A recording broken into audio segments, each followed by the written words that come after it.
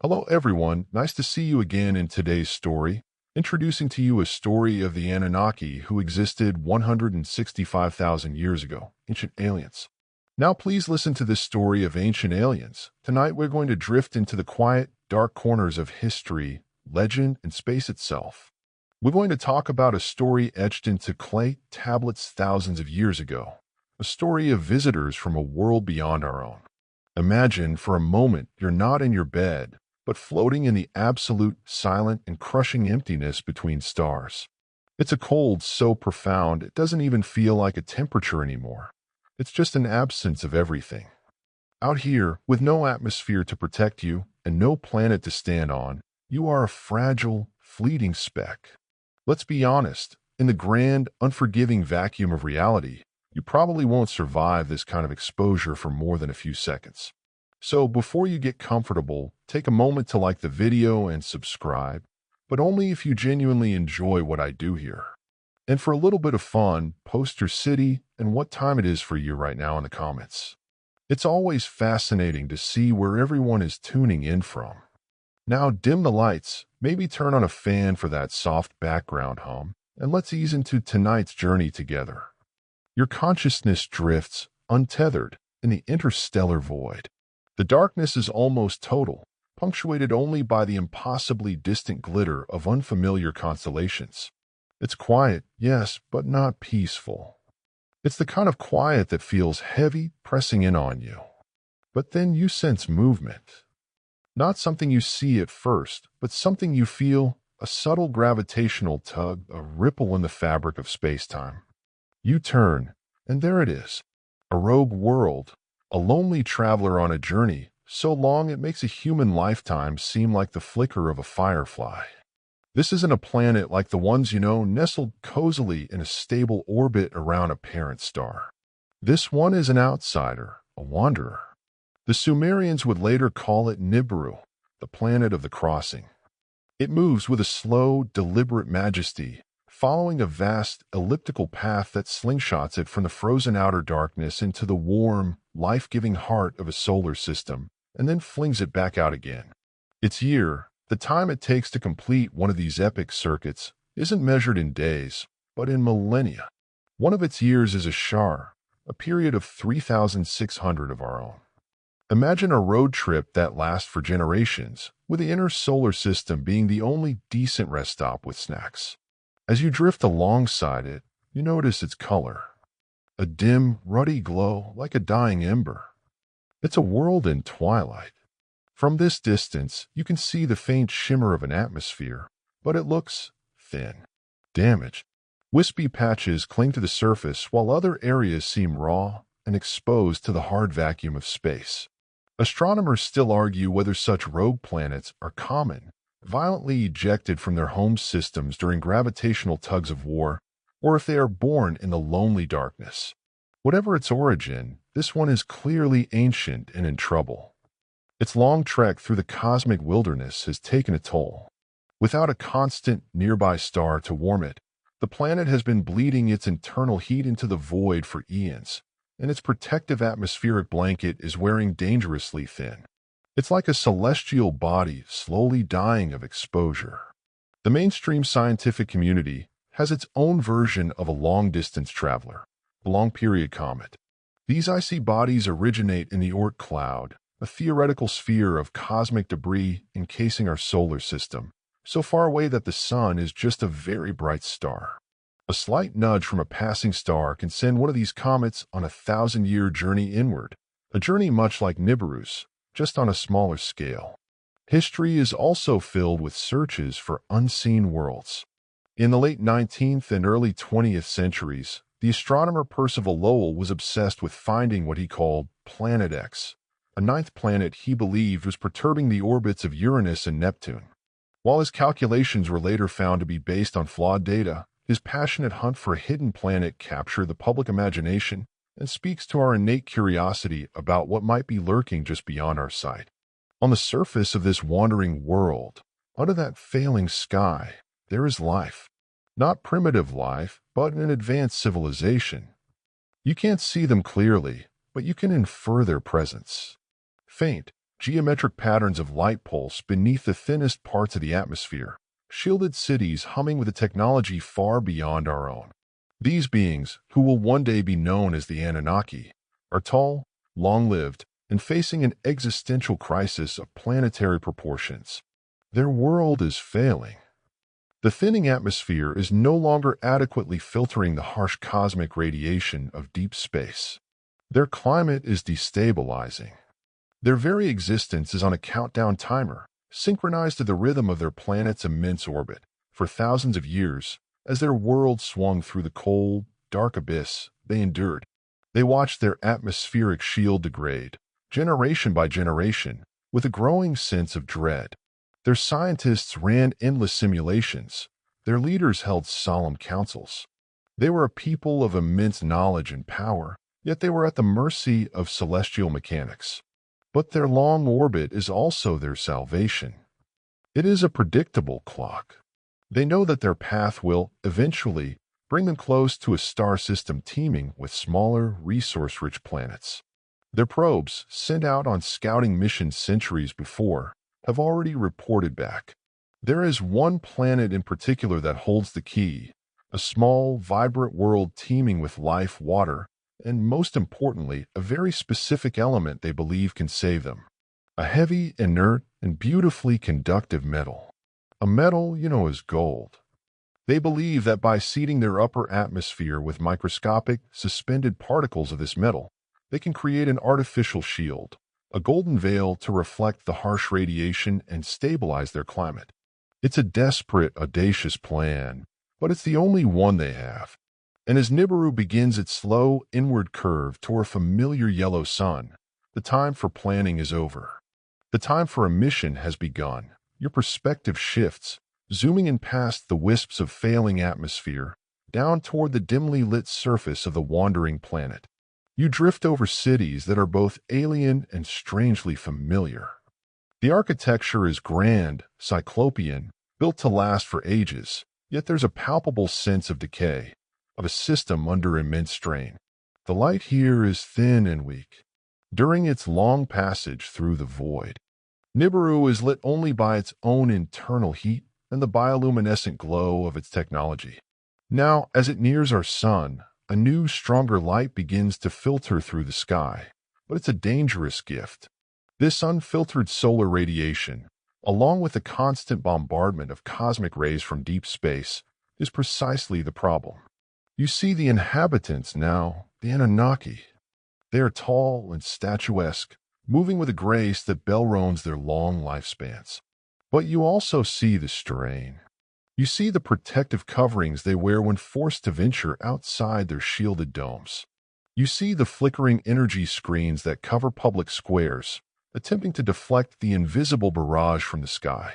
Their world is like a house with a hole in its roof, and a storm is coming. For them, this isn't some abstract, future problem debated on news channels. This is a clear and present danger.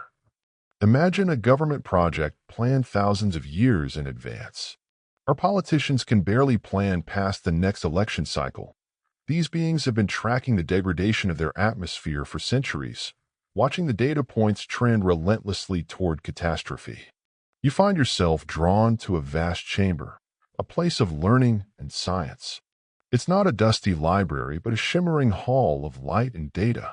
Here, the planet's greatest minds have been wrestling with their impending doom. The central problem is simple. Their atmospheric blanket, once thick and protective, is being stripped away molecule by molecule with every pass through the galactic plane. Without a strong planetary magnetic field and a constant replenishment from a nearby star, it's a losing battle.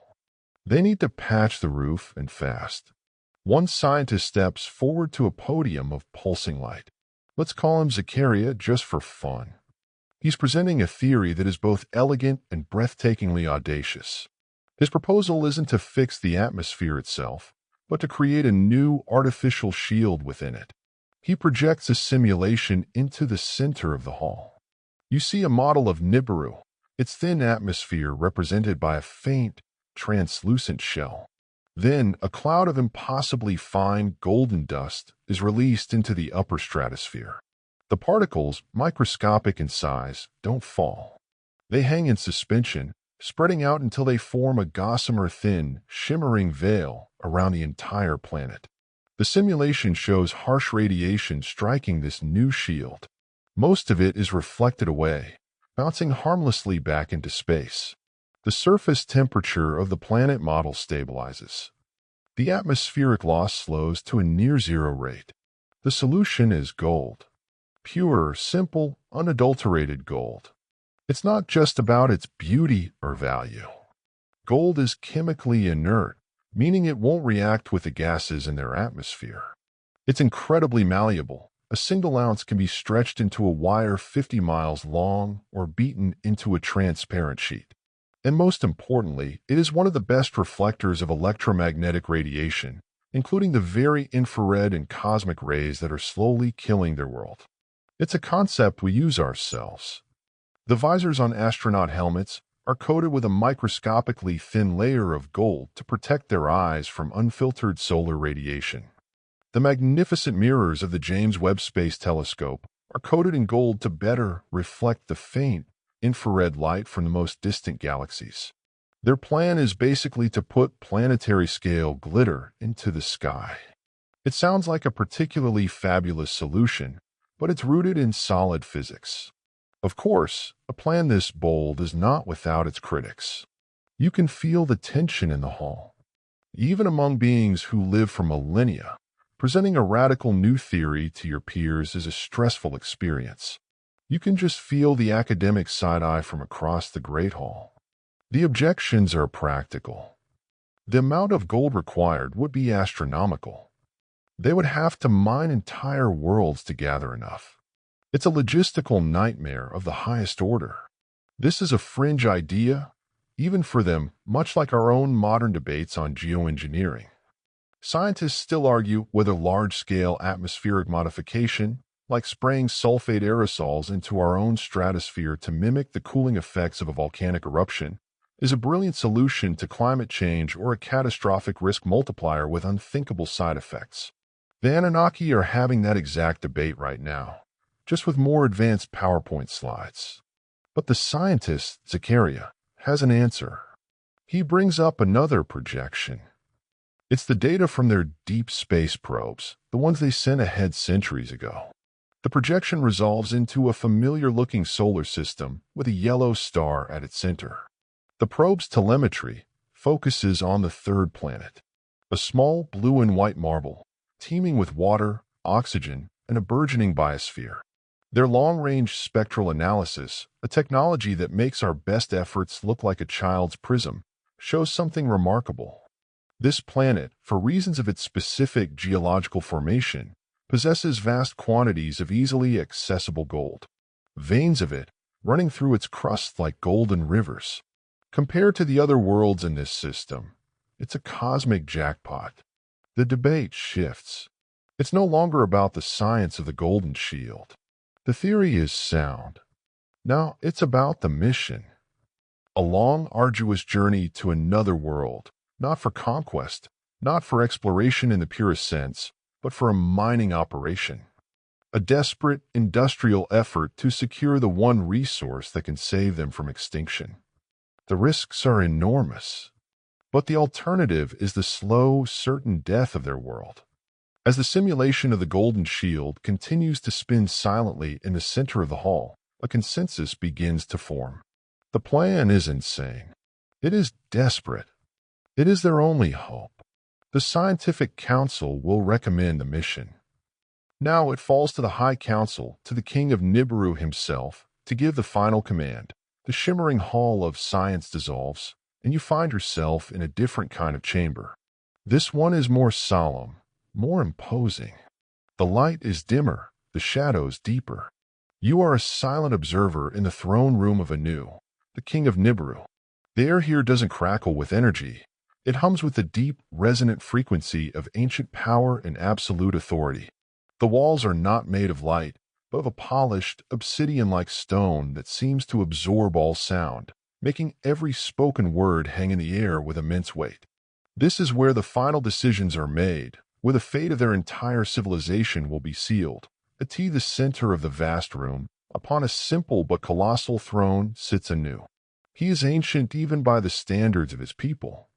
His face is a network of lines, not of age as humans know it, but of eons spent bearing the responsibility for a world. Before him stand his two most powerful sons, the core of the drama that will soon unfold across the solar system. On one side stands Enlil, the Lord of Command. He is tall, stern, with an aura of military discipline. He is the pragmatist, the manager, the one who sees the world in terms of order, law, and logistics. You get the feeling he color codes his sock drawer and enjoys filling out paperwork. On the other side stands Enki, the Lord of Earth and Water, though he hasn't earned that title just yet. He is the brilliant scientist, the master engineer, the one who presented the Golden Shield theory. His energy is different, restless, curious, more concerned with what could be than with what should be. The two sons of the king, order and chaos, law and creation, oil and water in divine form. You can already tell their family gatherings must be an absolute blast. The proposal has been formally presented. The data scrolls on ethereal displays around the throne. Enki speaks first, his voice filled with the passion of a creator. He doesn't just present facts, he paints a vision. He describes the journey, the arrival at the blue planet, which he calls Ki, the ancient Sumerian word for earth, and the elegant simplicity of the solution. He speaks of geology, spectral analysis, and atmospheric physics with a poetry that makes it sound like a grand cosmic symphony.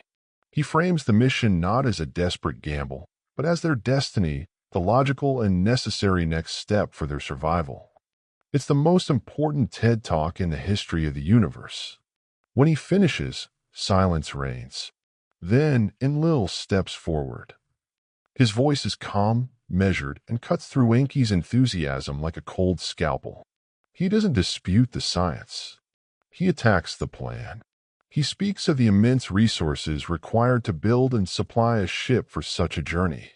He speaks of the unknown dangers of a foreign world, its hostile biology, its unstable geology.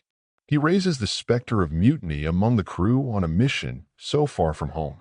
He lays out the cold, hard calculus of risk. What if the gold deposits aren't as rich as the probes suggest? What if the native life is more dangerous? What if the mission fails?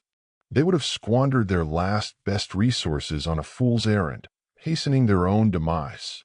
Enlil is the celestial project manager, pointing out that they haven't budgeted for alien hornet stings or unexpected import tariffs. This dynamic is a core part of ancient Mesopotamian mythology. The assembly of the gods, the Ukin, was where the major deities would convene to decide the fate of the cosmos and of humanity.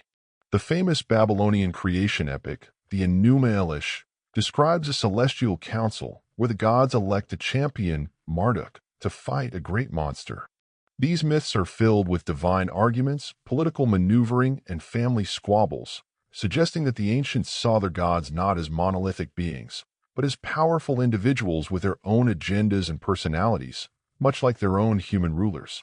Anu listens, his eyes closed. The weight of the decision rests solely on him. Historians still argue whether the absolute power of an ancient monarch was a reality or a carefully constructed political fiction, balanced by the influence of priests and nobles. But here, in this throne room, the power feels very real. He must choose between the hopeful vision of one son and the cautious warnings of the other. To fail is to condemn his people to extinction. To succeed is to ask for a sacrifice of unimaginable scale. Some fringe theories propose that Anunnaki politics revolved around possession of certain objects of power, like the Tablet of Destinies, a divine artifact that granted its holder supreme authority. While that's likely a myth, the principle holds. The one who directs this mission holds the destiny of their world in his hands. Finally, Anu opens his eyes. He looks not at his sons, but into the middle distance, as if seeing the long, dark path their world must travel. His voice, when it comes, is quiet but carries to every corner of the silent room. The mission will proceed, he says. A collective, unspoken breath is released. The risks are great, Enlil.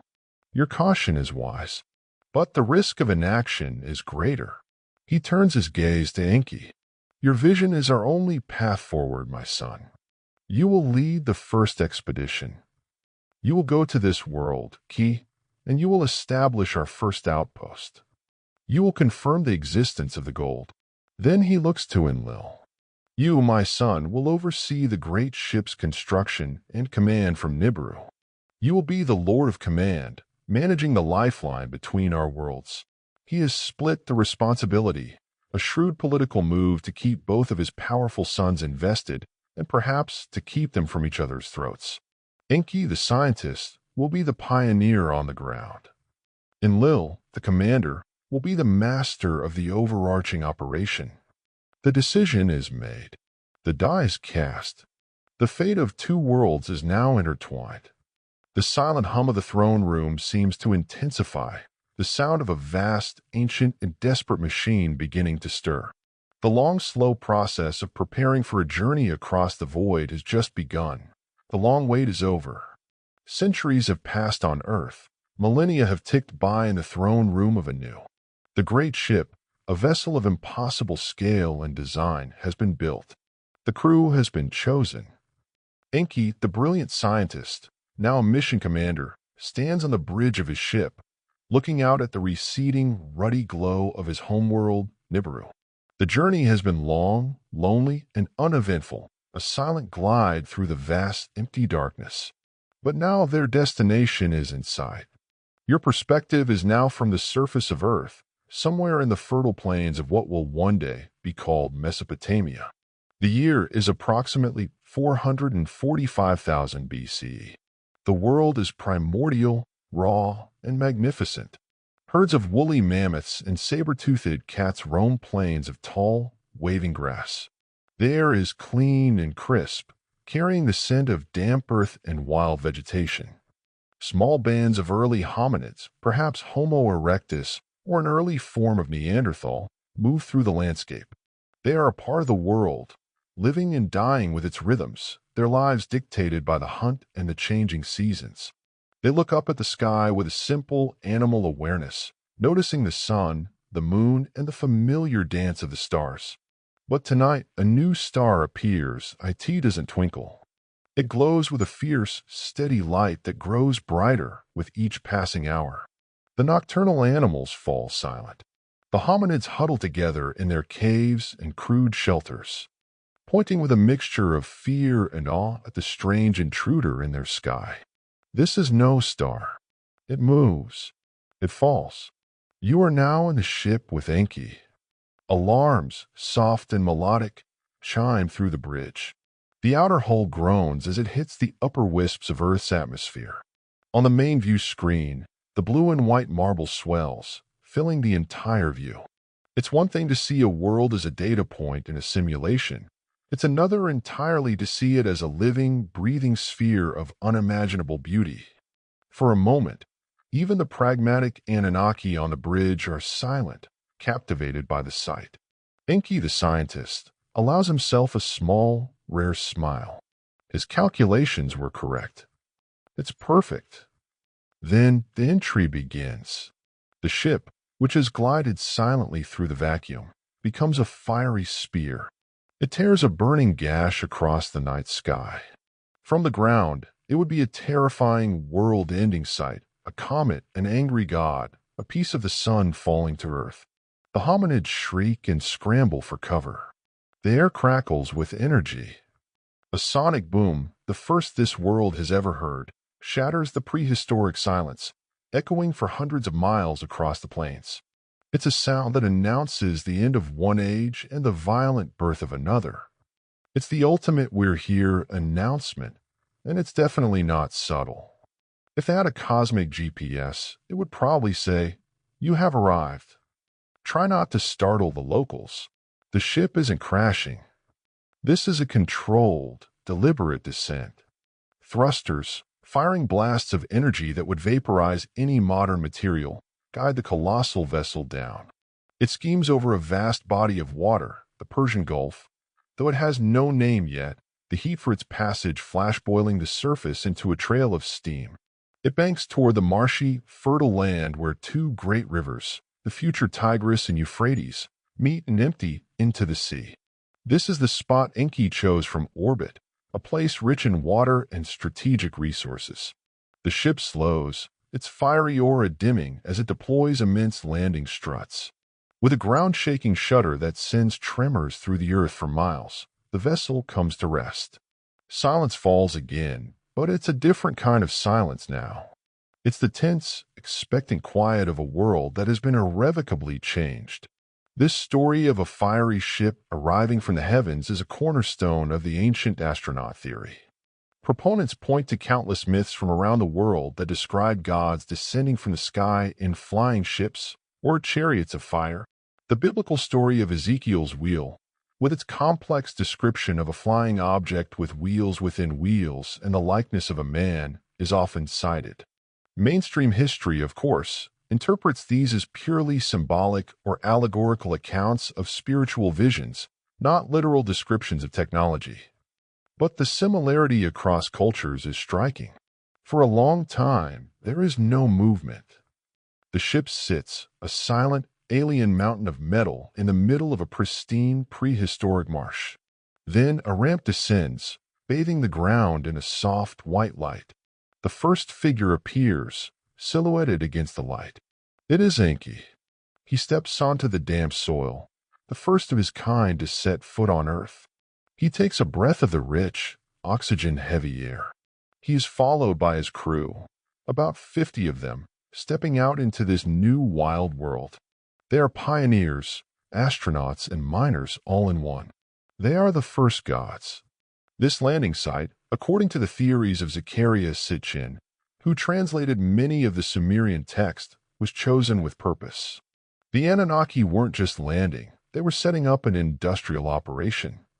They needed access to fresh water for processing and refining, and a location near the sea for future transport. This specific spot, at the head of the Persian Gulf, was perfect. Historians still argue about the precise location of the Gulf's ancient shoreline, as it has changed dramatically over millennia due to sea level fluctuations and sedimentation from the rivers. Some scholars believe the coast was much farther inland than it is today, which could place some of the most ancient Sumerian cities, once thought to be river-based, right on the edge of the ancient sea. Enki and his crew take their first look around. They are aliens in a strange land, surrounded by a world that is both beautiful and potentially deadly. Their mission, to build a base, begin prospecting for gold, and prove to the Council back on Nibiru that this desperate, planet-spanning gambit was not in vain. They are a tiny group of advanced beings on a primitive planet millions of miles from home. The weight of their entire civilization rests on their shoulders. The age of myth has just begun. The initial awe of arrival quickly gives way to the harsh reality of the task ahead. You are with Enki and his small crew, standing in a marshy delta under a sky that is now becoming a familiar bright blue. The air is thick with the buzz of strange insects and the cries of unfamiliar birds. Their ship, a silent testament to their advanced technology, towers behind them, but they can't live in it forever. They need a permanent settlement, a home base, a place to begin the real work. Their first order of business isn't mining. It's survival and infrastructure. Enki, the master engineer, begins to survey the land. He's not just looking for a dry spot to build a hut. He's thinking on a grand scale. He analyzes the flow of the rivers, the stability of the ground, and the local resources. He points, issuing commands in his melodic yet authoritative language. The Anunnaki crew, the first astronaut gods, get to work. But they don't use shovels and hammers. You watch as small, hovering devices emerge from the ship. They emit low-frequency hums that cause the marshy ground to vibrate, compacting the soil and driving out the water. Other machines cut and lift massive blocks of stone from a distant quarry, not with cranes and ropes, but with beams of focused sound or localized gravity manipulation. It's a construction site that operates with an eerie, quiet efficiency that would baffle any human engineer. Remember how we struggle with potholes. These guys are terraforming a swamp for their lunch break. They aren't just building shelters, they're building a city. Planned city. The layout is deliberate, geometric, with structures aligned to specific points on the horizon. At its center, they lay the foundation for a larger structure, a command center and residence for Enki himself. This will be their headquarters, their link to the homeworld. They are building the first city on Earth. And in the Sumerian king list, a real clay tablet that lists the rulers of Sumer, the very first city mentioned, the one where kingship first descended from heaven, is Eridu. The text explicitly states, in Eridu, Alulim became king. He ruled for 28,800 years. The time scale is mythological, but the location is real. Archaeologically, Eridu is one of the oldest, if not the oldest, settled urban sites in southern Mesopotamia, dating back to the Ubaid period around 5400 BCE. Now, there's a fascinating quirk here. The ancient astronaut theory places the arrival of the Anunnaki and the founding of Eridu hundreds of thousands of years earlier than the archaeological record shows. This is one of the biggest points of contention. Believers argue that the evidence of this original Eridu is either buried under miles of silt from millennia of flooding, or that the name was simply reapplied to a newer city built on the same sacred spot. Historians still argue whether the stories in the king list represent a historical reality or a later political invention designed to legitimize a certain line of kings by giving them a divine ancient origin. It's a classic case of myth versus geology, of epic tales versus the slow, patient work of a trowel and brush. As the city takes shape, you see the Anunnaki begin to establish their operational rhythm. Some are geologists, fanning out in small, swift flying craft to survey the surrounding lands, their sensors penetrating deep into the Earth's crust, mapping the veins of gold Enki's probes had promised. Others are biologists, cautiously cataloging the local flora and fauna, identifying potential threats and resources.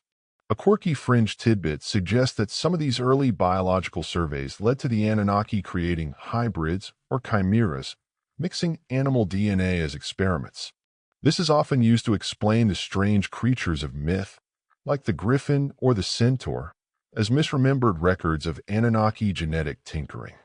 While there's zero evidence for this, it's a fun thought experiment. Maybe that platypus wasn't an act of evolution, but the result of an Anunnaki scientist having a little too much fun in the lab. The city, which Enki names Eridu, meaning home in the faraway, is beautiful.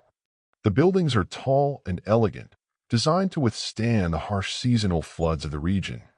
Canals are dug not by hand, but by precise automated excavators, creating a network for irrigation and transport.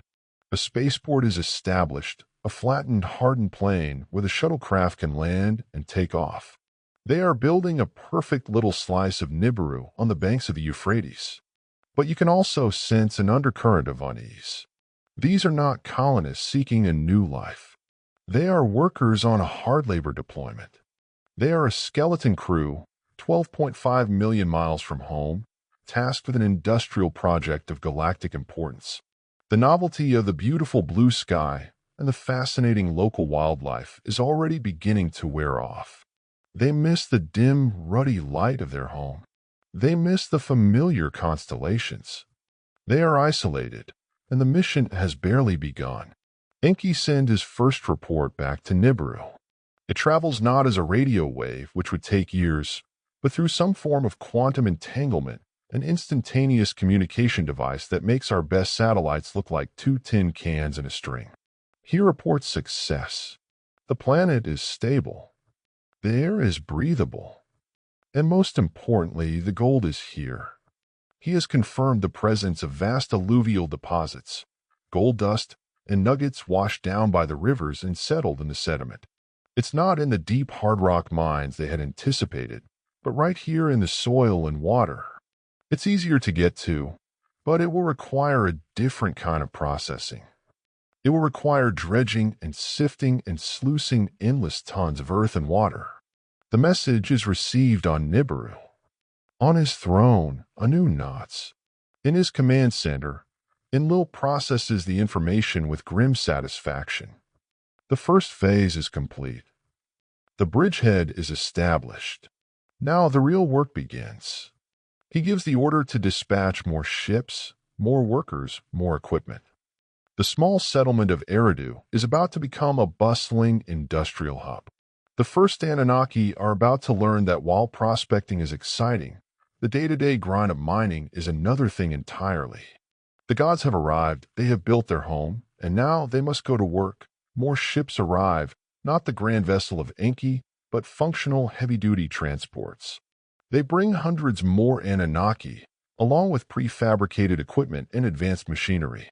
The initial pioneering spirit begins to fade, replaced by the monotonous reality of a large-scale industrial operation. The settlement of Eridu expands, and other specialized cities are founded, each with a purpose: a center for metallurgy, a command hub, a medical facility. The land of the two rivers is being transformed into a colonial territory of Nibiru. Your perspective shifts to one of the new arrivals. Let's call him Iggy, short for Ijajai, the term the texts use for the rank-and-file Anunnaki, the ones who weren't high-ranking lords like Enki or Enlil. Iggy is essentially a cosmic blue-collar worker. He's been assigned to the Abzu, the name given to the southeastern tip of Africa, a region Enki's surveys identified as having the richest gold deposits. He thought the journey to Earth would be an adventure. Now he's not so sure. It's hot. The sun is relentlessly bright, a stark contrast to the gentle, dim light of Nibiru. And the work is brutal. You follow Iggy and his crew as they begin their day. They aren't swinging pickaxes, but the labor is no less grueling. They operate massive excavators that scoop up tons of earth and river sediment. They oversee automated sluicing machines that wash the dirt, separating the heavier gold particles. The noise is constant, a symphony of humming machinery and grinding earth. The air is thick with dust and moisture. They work long shifts, timed not by the rising and setting of this planet's too-fast sun, but by the precise chronometers of Nibiru. It's draining, repetitive, and soul-crushing work. Even for beings who live for thousands of years, this is a terrible way to spend a century or two. One could say their divine job satisfaction survey scores were plummeting. The primary method of mining is alluvial, sifting through riverbeds and ancient lake deposits. This is a historically accurate form of early gold mining on Earth. The California gold rush of 1849, for instance, was kicked off by the discovery of placer gold, alluvial deposits at Sutter's Mill. Prospectors used pans, sluice boxes, and rockers to separate gold from sand and gravel, a low-tech version of what the Anunnaki are supposedly doing. The Anunnaki just have much, much better equipment. But the principle is the same.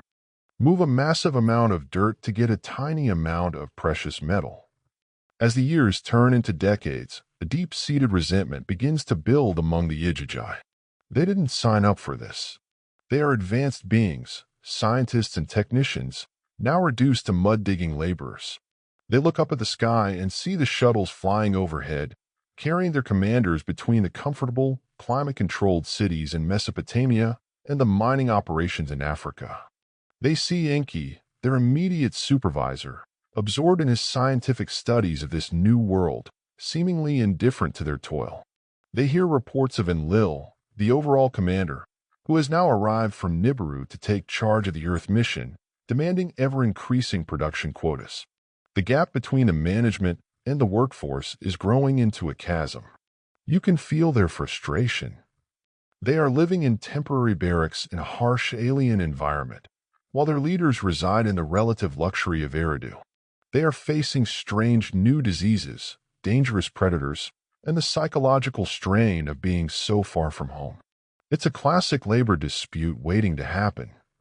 Historians still argue whether the great labor movements of the 19th and 20th centuries were an inevitable result of the industrial revolutions and inequalities, or if they were sparked by specific ideologies and charismatic leaders. The Anunnaki are about to have their own industrial revolution, complete with a disgruntled workforce. There's a fringe belief that some of the strange geological formations we see today are the remnants of this ancient mining. The massive terraced hills of South Africa, for instance, are sometimes pointed to as evidence of ancient, open-cast mines. Mainstream geology explains these as natural erosion patterns, of course, but to a believer's eye, they look like the spoil heaps of a colossal operation. It's a tantalizing, if unsubstantiated, thought. Could the foundations of our world be built on a divine gold rush? The gold accumulates. It's processed, refined to an incredible purity, and formed into standardized ingots. These are then loaded onto shuttles, sent up to a way station in Mars's orbit, a whole other story, and from there transferred to the great ships that make the long, slow journey back to Nibiru. The plan is working. The golden shield is slowly, painstakingly being assembled in the skies of their home world. But the cost is being paid by the etched in the minds of the Abzu. Their grumbling turns to whispers of dissent. Their exhaustion turns to anger. They start to ask questions. Why must they toil in the dirt while the leaders, the sons of Anu, issue commands from their comfortable estates? Are they not all Anunnaki? One day, Iggy looks down at his hands, covered in the mud of a foreign world. He looks at the relentless sun. He hears the endless hum of the machinery, and he has had enough. His sentiment is shared by hundreds of his comrades. The seeds of rebellion are sown not in a political chamber or a battlefield, but here in the hot, dusty, gold-rich soil of ancient Africa. The most advanced beings in the solar system are about to discover a timeless truth. A discontented labor force is a powerful and unpredictable thing. The gods are tired, and they are about to go on strike. The simmering resentment of the etched finally boils over. The catalyst is a visit from the top brass. Enlil, the stern lord of command, arrives in the Abzu for an inspection tour. He's not here to boost morale. He's here to inspect the output. He finds the quotas are slipping. The efficiency is down. His response isn't empathy. It's a crackdown. He increases the work demands, extends the shifts, and makes it clear that the needs of Nibiru supersede the comfort of the workers. This is the final spark that ignites the flames of rebellion. You are there in the dark, in the barracks of the etched, after Enlil's departure. The air is thick with mutinous energy. One Anunnaki, a natural leader, stands up. "For how long shall we toil?" he cries, his voice echoing the thoughts of everyone in the room. "We have shoveled and slaved for 40 shars.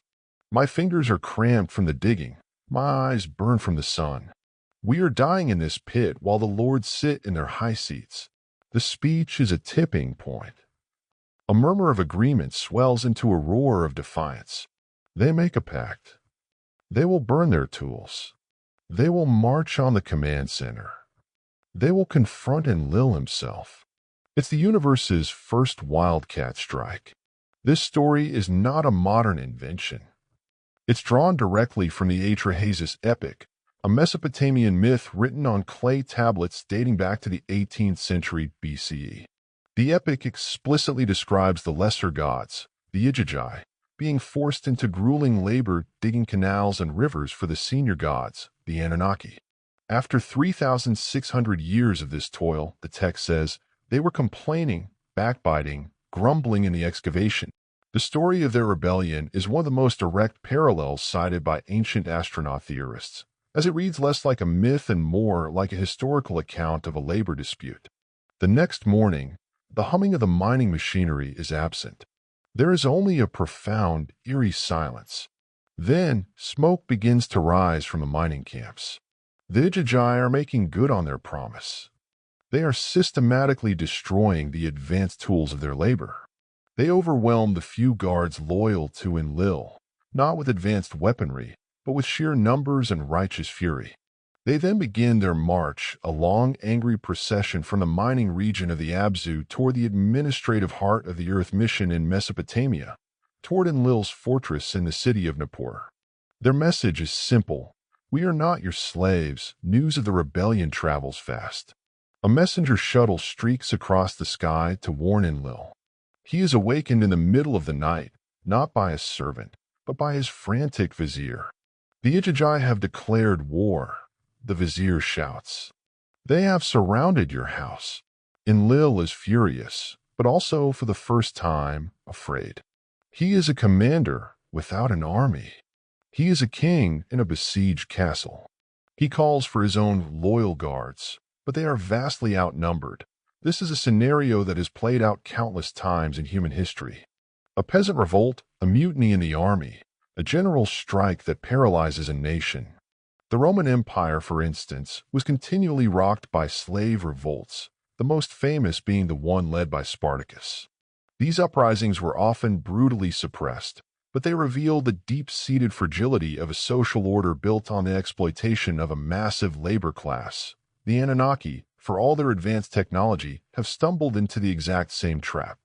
They built their entire planetary-saving mission on a foundation of exploited labor, and that foundation is now crumbling. Enki is summoned from his city, Eridu. So are the other Anunnaki leaders, including Anu's daughter Ninhursag, the chief medical officer. An emergency council is convened in Enlil's besieged fortress. The scene is tense. Enlil wants to attack. He wants to make an example of the rebels, to crush the uprising with overwhelming force. Bring the traitors here, he demands. Let me execute them before the assembly. It's a very middle management response to a legitimate HR complaint. But Enki, the scientist and brother of Enlil, argues for a different approach. He is more sympathetic to the workers. Perhaps he feels a bit guilty, as it was his grand plan that led them to this primitive planet in the first place. He speaks to Enlil, his voice a calm counterpoint to his brother's rage. Brother, why do you blame them? Their work was heavy, their distress was great. Every day we could hear their lamentation. He suggests they listen to the rebels, to understand their grievances. A quirky, almost comical detail from the Atrahasis tablet describes the gods at this moment being so terrified of the mob outside that they sent a messenger to ask Anu, their father back on Nibiru, for advice. It's the celestial equivalent of calling your dad because your employees have unionized and are now lighting torches outside your office. It humanizes these gods, showing them as being just as capable of panic and indecision as any mortal leader. The leaders are deadlocked. Enlil wants punishment. Enki wants diplomacy. The fate of the mission hangs in the balance. They can't mine the gold without the etched, but giving in to their demands could permanently undermine the command structure. The rebellion of the astronaut gods has created a crisis that technology can't solve. They need a new solution. A biological solution. As the shouts of the angry mob echo outside the fortress walls, Enki's brilliant, restless mind begins to formulate a new plan. A plan so radical, so controversial, it will change the course of history on this planet forever. If you can't get the gods to do the work, he thinks, maybe you need to create a new worker. A simpler worker. An obedient worker. He looks over at Ninhursag, the geneticist. The pieces are beginning to fall into place in his mind. The rebellion needs to end, but it won't be through force or negotiation. It will be through innovation. The stalemate in Enlil's besieged fortress continues. Outside, the rebellious etched are not dispersing. The numbers are growing as more workers abandon their posts and join the protest. The entire gold mining operation, the very reason for their presence on Earth, has ground to a complete halt. Nibiru's salvation is on hold. Enlil is fuming, his authority shattered. He paces the council chamber, his desire for a violent crackdown met with the pragmatic reality that they cannot afford to execute their entire workforce. They are at an impasse, a crisis of their own making. It is into this tense silence that Enki, the scientist, drops his bombshell. He steps into the center of the assembly, his face alight with the thrill of a new, audacious idea.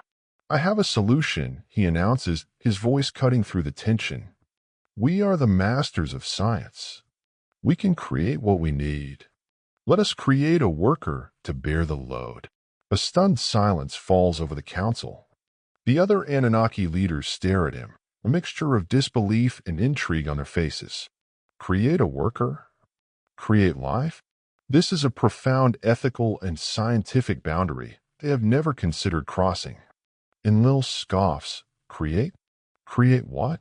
A beast of burden? A mindless automaton? No, Enki replies, a sly smile playing on his lips. Something better. A primitive worker, and Lulu Amalu. We will engineer it. He turns to Ninhursag, the chief medical officer and brilliant geneticist, who has been listening intently. The creature already exists on this planet. It roams the plains of the Abzu. It is bipedal. It lives in groups. It is similar to us in form, but undeveloped. He is talking about the hominids they have observed, the creatures we now know as Homo erectus or a related species. They are not intelligent enough to be our slaves, but their biology is robust and adaptable. The raw material is there. He then lays out the plan, a piece of genetic engineering so advanced it sounds like divine magic. He proposes they take the essence of the Anunnaki, their genetic code, and mix it with the clay of the earth, the genes of these primitive hominids. Let us bind upon it the image of the gods, he says, using language that would be echoed millennia later in other creation stories. The goal is to create a hybrid being, a creature with the physical stamina and environmental adaptation of Earth's native life, but with just enough Anunnaki intelligence to understand commands, use tools, and perform the grueling labor in the mines. They wouldn't be creating a new Anunnaki. They would be creating a biological servant class, a slave species. The idea is met with a storm of debate. This is a core ethical dilemma. Historians still argue whether the concept of universal rights is a modern invention or an ancient, inherent part of the human condition. The Anunnaki are having this debate right now, but it's not about humans. It's about whether they have the right to create a new sentient life form for the sole purpose of servitude. Enlil is surprisingly intrigued. A tireless, obedient worker that won't rebel. It solves his management problem perfectly. Others are horrified. They see it as a monstrous perversion of nature, a step too far. The process Enki describes is chillingly clinical. Ninhursag would take the ovum from a female hominid. Enki would then provide the Anunnaki genetic material, the essence, which would be carefully integrated into the hominid egg in a laboratory setting. This fertilized, genetically modified egg would then be implanted into the womb of a surrogate mother. Not a hominid mother, but one of their own.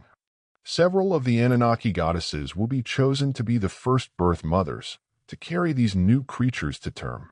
It's a process eerily reminiscent of modern in vitro fertilization and genetic engineering, just on a far more advanced and ethically fraught level. A fun, quirky tidbit from the text is the list of 14 birth goddesses who volunteer for the procedure, turning a divine council meeting into something of a cosmic surrogacy sign-up sheet. The Atrahasis epic details this debate and the subsequent procedure with remarkable clarity. It describes how the god Enki, with the help of the mother goddess Ninti, another name for Ninhursag, mixes clay with the flesh and blood of a slain god to create the first man. This slain god is often interpreted by Sitchin and others not as a literal sacrifice, but as a metaphor for donating blood and tissue from which the Anunnaki DNA was extracted. The mixing with clay is seen as a poetic description of combining their advanced genetics with the raw material of a native Earth creature. Ninhursag, the master geneticist, is the key. At first, she is hesitant. She understands the biological and ethical implications better than anyone. It is not proper to create beings in this way, she argues, her scientific caution clashing with Enki's boundless ambition. But the pressure is immense. The rebellion is at their gates. The survival of their home world is at stake. Finally, persuaded by Enki's logic and the desperation of their situation, she agrees. I can do it, she says. But I will need the right materials and a clean place to work. The council gives its approval. The rebellion of the Ijiji has forced their hand. The striking miners will be placated, not by meeting their demands, but by being made obsolete. A new, more compliant worker will take their place. The decision marks a monumental turning point. The Anunnaki are no longer just visitors or miners. They are about to become creators, playing God in a very literal sense. They will solve their labor crisis by birthing a new species, forever binding their own destiny to the fate of their new creation. The project begins immediately. In a sterile laboratory deep within the city of Eridu, Ninhursag prepares her instruments. Enki provides the genetic sample. And in a petri dish of alien design, the first spark of a new consciousness, a human consciousness, is about to be ignited. The air in Ninhursag's laboratory is sterile and silent, a stark contrast to the angry shouts still echoing outside the city walls. This is a place of quiet, intense concentration, a sanctuary of science that is about to become a womb for a new species. You are an invisible observer in this brightly lit metallic room, which the texts call the Shimti, or House of the Winding, a possible reference to the double helix spiral of DNA. Ninhursag, her face a mask of focus, works alongside Enki. This isn't a moment of divine magic. It's a tense, delicate, and highly technical medical procedure.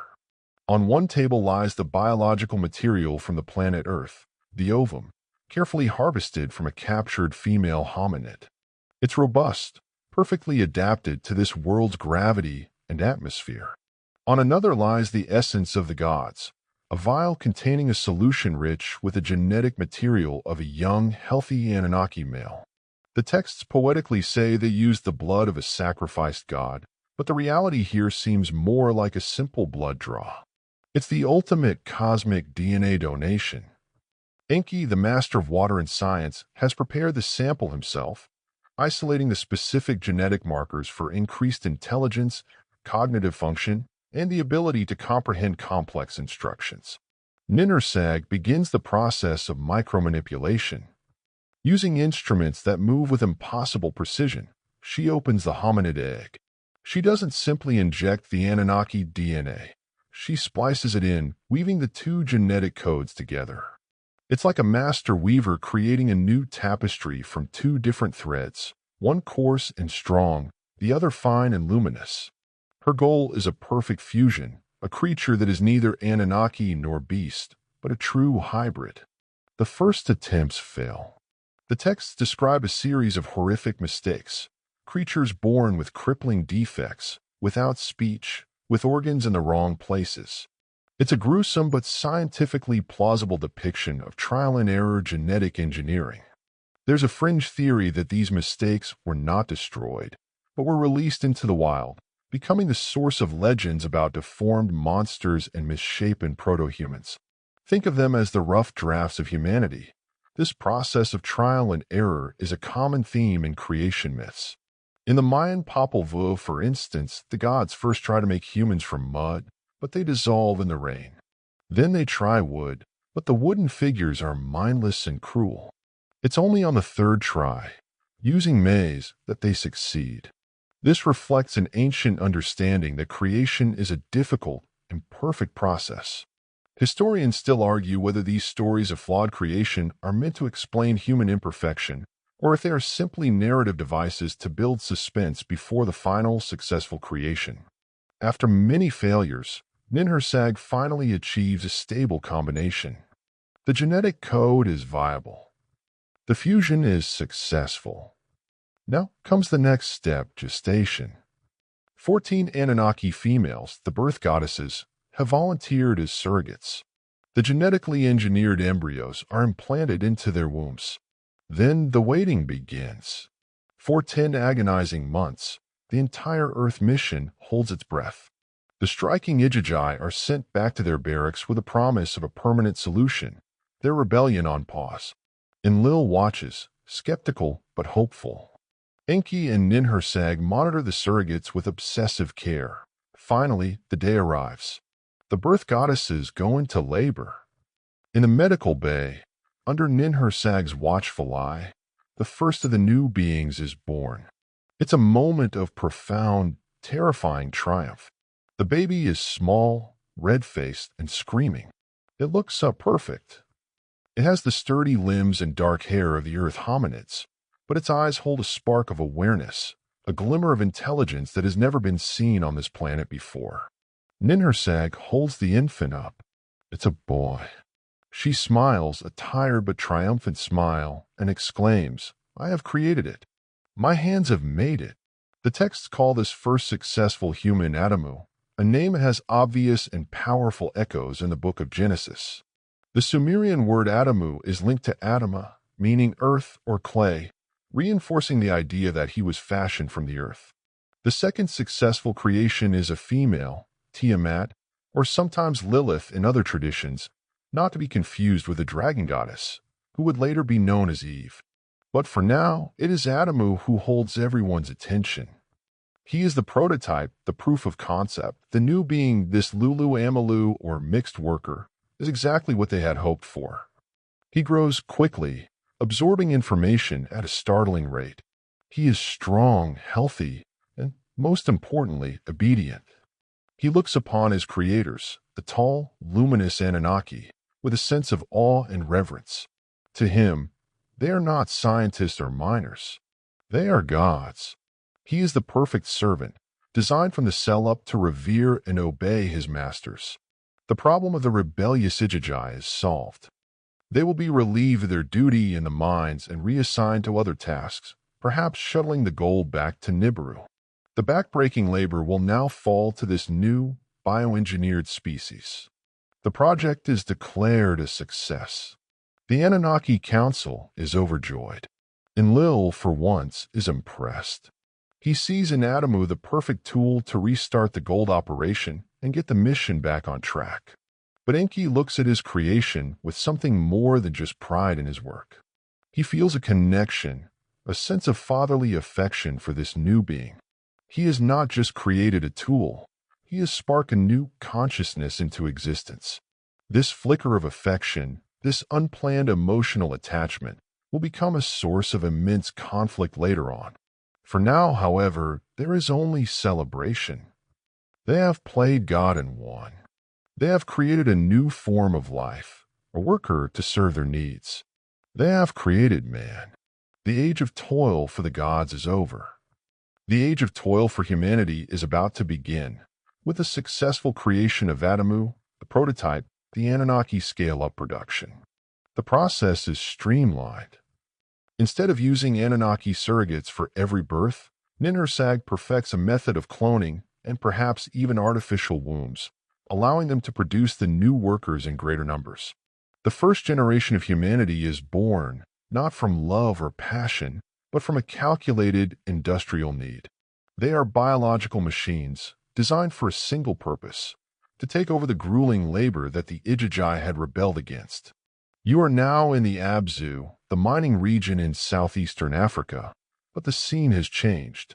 The striking etched are gone, reassigned to less strenuous duties. In their place are the Lulu Amalu, these primitive humans.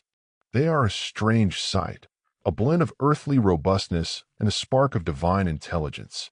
They are stronger than the hominids they were derived from, and smarter too, capable of understanding complex instructions.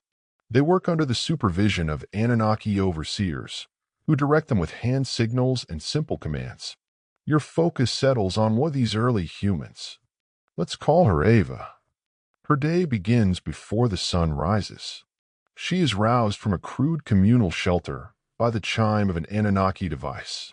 There is no family, no village life as we would know it. There is only the work. She marches with her fellow humans to the vast, open-pit mines. The work is just as brutal as it was for the etched, but these workers do not complain. They were designed for it. They dig the earth with primitive but effective tools, likely provided by the Anunnaki. They haul baskets of soil to the massive, humming sluicing machines. They work until the sun sets, fall into an exhausted sleep, and then wake to do it all again. It's a life of pure, unceasing toil. This existence is what the texts call the bondage of humanity. They were not just workers, they were property. The Sumerian tablets describe this arrangement very clearly. The purpose of humanity was to bear the yoke of the gods. This is the core of the Anunnaki narrative. We were created to be a slave species. This concept, of course, is diametrically opposed to most religious and philosophical traditions, which place humanity at the center of a divine plan, created in love and for a higher purpose. The Anunnaki story offers a much colder, more utilitarian origin story. It suggests our intelligence, our creativity, Our very consciousness was an accidental byproduct of a cosmic mining operation. The Anunnaki establish a place for these workers to live, a sort of fenced-in, controlled environment. This place is called the etched, which in Sumerian means home of the righteous ones, but sounds uncannily like the biblical Garden of Eden. In this version of the story, however, the garden is not a paradise of leisure. It's a well-managed work camp. It's a place where the workers are fed, housed, and kept healthy enough to perform their duties. The trees of life and knowledge might not have been literal trees, but perhaps metaphors for the advanced technology and information that the Anunnaki kept strictly for themselves. For instance, the tree of life could have been access to their medical technology that extended lifespans, and the tree of knowledge represented the scientific truths of their origin, which were forbidden to them. Historians have long known that organized, state-level agriculture was a key development in Mesopotamia. The Sumerians were masters of irrigation, creating vast networks of canals to turn the arid plains into a fertile breadbasket. A mainstream historical fact is that this agricultural revolution allowed for the support of a large, non-food-producing population, leading to the rise of cities, priests, kings, and specialized craftsmen. In the Anunnaki narrative, this agricultural explosion wasn't a human innovation. It was a deliberate project designed by the gods to feed their massive workforce. They taught humanity how to cultivate grain, how to domesticate animals, and how to manage the land, all in service of their grand enterprise. We didn't invent farming because we were clever. We were taught it because our bosses needed to provide a cost-effective catering service for thousands of employees. Life in the Eden is monotonous and controlled, but it's also safe. The humans are protected from predators. They are given food and water.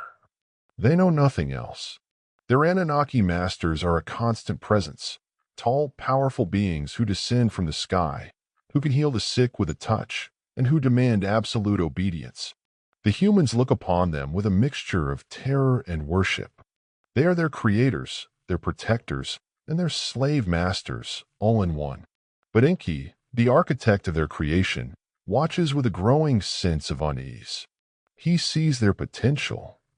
He sees the spark of intelligence he personally engineered into them, beginning to glow brighter than he intended. They are not just mindless drones. He sees them developing rudimentary language, forming social bonds, showing signs of curiosity and self-awareness. He feels a paternal pride that is increasingly at odds with his brother Enlil's view of them as mere tools.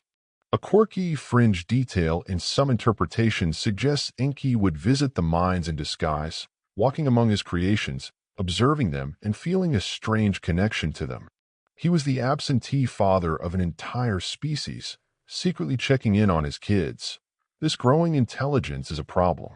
A slave who is too smart may start to ask questions. A tool that becomes self-aware might one day decide it no longer wants to be a tool. The perfect, obedient worker they designed is, by its very nature, imperfect.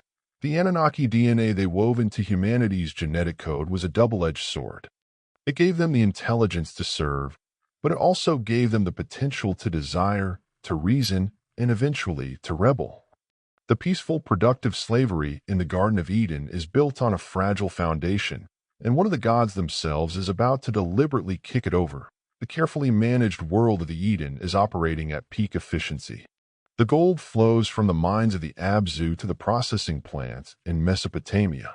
The new human workers are productive, resilient, and, for now, completely docile. To Enlil, the stern commander, the system is perfect. It is a well-oiled machine, and he is its meticulous operator. From his perspective, the Lulu Amalu are assets, biological tools performing their designated function. He sees them and is satisfied. But Enki does not see tools. He sees his creation. He watches them from his scientific post in Eridu, monitors their biological and cognitive development, and feels a growing sense of profound conflict. He sees their curiosity, the way they mimic their Anunnaki overseers, the complex social bonds they form in their off hours. He sees the spark he planted, the image of the gods, and it is growing into a flame. And he knows that he and Ninhursag deliberately designed them to be sterile, unable to procreate on their own. This was a key control measure, ensuring the Anunnaki maintained a complete monopoly on the creation of their workforce. No unauthorized reproduction. It was the ultimate HR policy, written into their very DNA.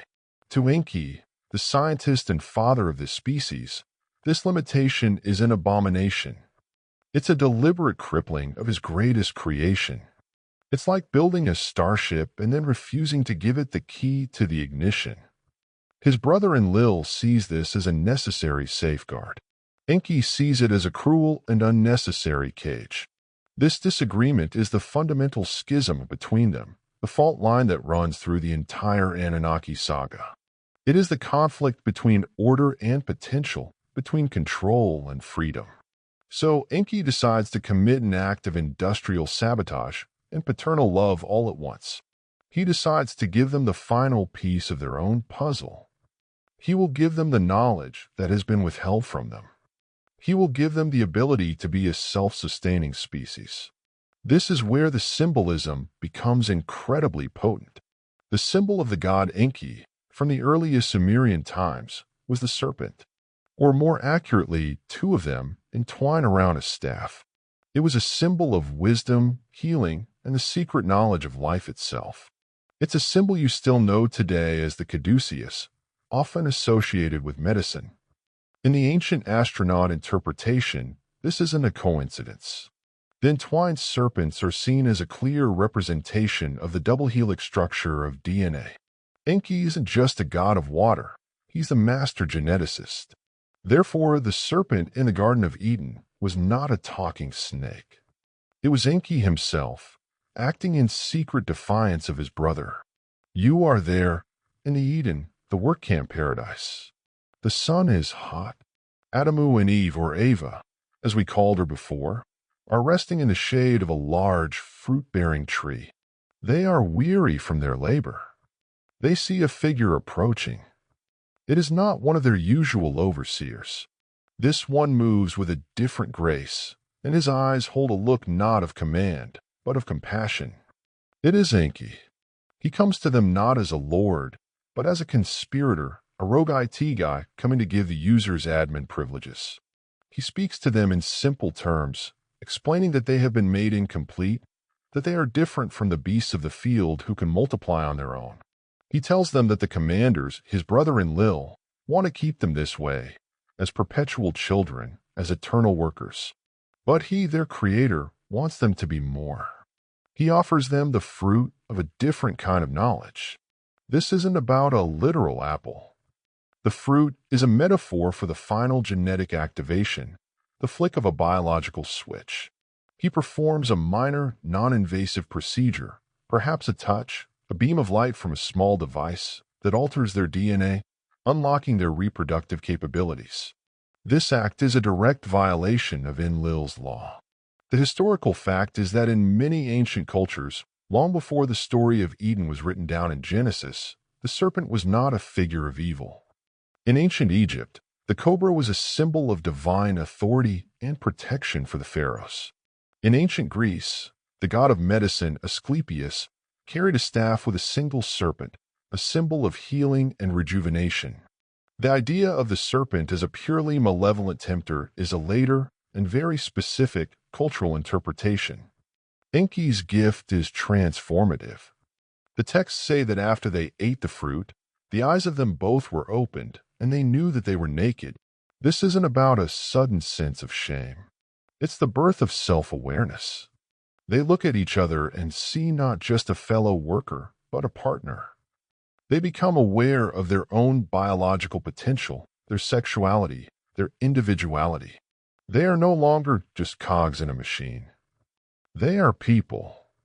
The knowledge they gain is the knowledge of their own nature, the knowledge of good and evil, in the sense that they now have the capacity for choice, for creation, and for defying the gods. Scholars still debate whether the story of the fall in Genesis was intended as a literal historical account of original sin or as a complex allegory for humanity's transition from a simple, instinct-driven existence to the burdens of self-aware, agricultural civilization. In the Anunnaki version, it's neither. It's the story of a secret upgrade. Enki's work is done. He has given his children the key to their own future.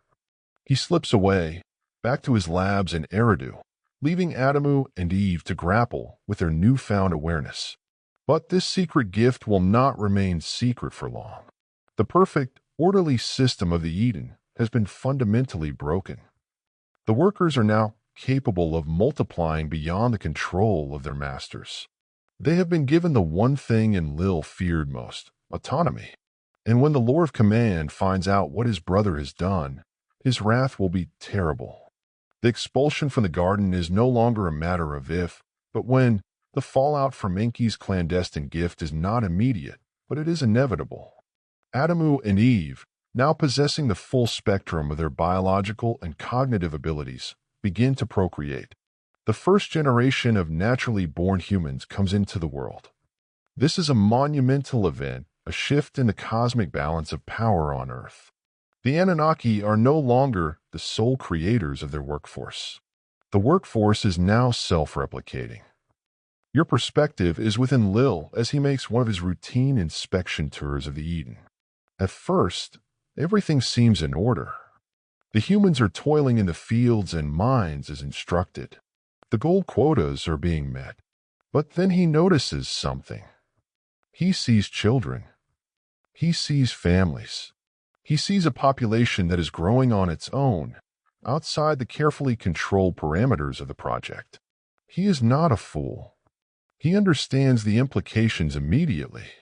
His perfect, sterile system has been contaminated with a messy, unpredictable variable of natural reproduction. His rage is cold and absolute. He storms through the camp, his presence a wave of palpable fury that sends the humans scattering in terror. He knows there is only one person who could have done this, only one who had the scientific genius and the rebellious motive to defy his commands so flagrantly. He confronts his brother, Enki. The confrontation is not a quiet debate this time. It's a blazing row between two of the most powerful beings on the planet. Enlil accuses Enki of treason, of sabotaging the entire mission for the sake of his sentimental attachment to his pets. You have unleashed a plague upon this world. Enlil roars. They will multiply like animals. They will cover the face of the earth. How will we feed them? How will we control them? He's not wrong from a purely logistical standpoint. An uncontrolled population boom would place a massive strain on the resources the Anunnaki had set aside for their operation. It's the ultimate project scope creep. Enki stands his ground. He argues that what he did was not sabotage, but a correction. I gave them freedom, he counters. I made them complete. They are not animals, brother. They carry our essence. They have a right to their own existence. This argument is the heart of the matter. Is humanity a project to be managed, or a people to be respected? To Enlil, they are a resource. To Enki, they are his children. Enlil, as the commander of the Earth mission, wins the argument. He declares Adamu and Eve and their offspring to be a failed experiment. They have been contaminated with forbidden knowledge and autonomy. They can no longer be trusted to remain in the controlled environment of the Eden. He casts them out. This is the expulsion from the garden. But it's not a punishment for eating an apple. It's a calculated act of damage control. Enlil is cutting a contaminated section out of his carefully managed project. He banishes them to the wilderness to fend for themselves. Let them scratch a living from the cursed ground on their own, he declares. They are your problem now, Enki. This expulsion forces humanity into a new way of life. They must now hunt, build their own shelters, and struggle for survival without the protection and provision of the gods. A quirky fringe belief connected to this is the idea that the story of Cain and Abel represents the first split in human lifestyles after the expulsion. Cain, the farmer, represents the faction of humanity that tried to replicate the organized agriculture of the Eden, while Abel, the shepherd, represents those who adopted a more nomadic, hunter-gatherer existence. The conflict between them symbolizes the early struggles of a species forced to invent civilization from scratch. As the years turn into centuries, humanity does exactly what Enlil feared. They multiply. They spread across the continents. They are resilient, adaptable, and surprisingly successful. They build villages, then towns, then small cities of their own. They are no longer confined to the mines of the Abzu. They are everywhere. And they are becoming a problem. The texts describe Enlil's growing frustration. The humans are becoming noisy. This is a fascinating and recurring complaint in the Mesopotamian myths. In the Atrahasis epic, the gods decide to wipe out humanity because the land was bellowing like a bull. The god was disturbed by their uproar. Enlil heard their noise and addressed the great gods. The noise of mankind has become too intense for me. With their uproar, I am deprived of sleep. Historians still debate the meaning of this noise. Was it literal noise from a burgeoning population? Or was noise a metaphor for social unrest, for conflict, for the general chaos of a species that was no longer under direct control? Perhaps it was the psychic noise of billions of minds coming online, a constant hum of prayer, desire, and suffering that grated on the nerves of the long-lived, orderly Anunnaki. It's like a grumpy landlord complaining that the tenants downstairs are playing their music too loud. This growing human population creates a new dynamic. The Anunnaki are now a minority on a planet teeming with their own creations. Some of them, particularly the younger Anunnaki males stationed on Earth, begin to take an interest in the daughters of men. The book of Genesis, chapter 6, contains a strange and controversial passage. The sons of God saw the daughters of men that they were fair, and they took them wives of all which they chose. In the Anunnaki story, this is not an allegory. It's a literal account. Anunnaki males began to interbreed with human females, producing hybrid offspring, the heroes of old, men of renown mentioned in the Bible. This unauthorized intermingling is the final straw for Enlil. It's one thing for the workers to multiply among themselves. It's another entirely for them to start mixing with the pure Anunnaki bloodline. He sees it as the ultimate corruption, the final, unforgivable breakdown of order and discipline. The entire human experiment, in his eyes, has spiraled out of control. It's noisy, chaotic, and now it's polluting their own genetic integrity. He looks upon the world of man, this sprawling, messy, vibrant civilization that has sprung from his brother's folly, and he is filled with a cold, deep disgust. He decides that the project has failed. And when a project fails this catastrophically, there is only one thing a ruthless commander does. You scrap it. You wipe the slate clean and start over. A dark plan begins to form in Enlil's mind, a final solution to the problem of humanity. Enlil's disgust has hardened into a fixed, unshakable resolve. He sees humanity not as a species, but as a cancer on the face of the planet, a chaotic, noisy, and impure blight that has ruined his perfectly ordered Earth mission. He can no longer tolerate their existence. He needs them gone. But he cannot simply command their destruction.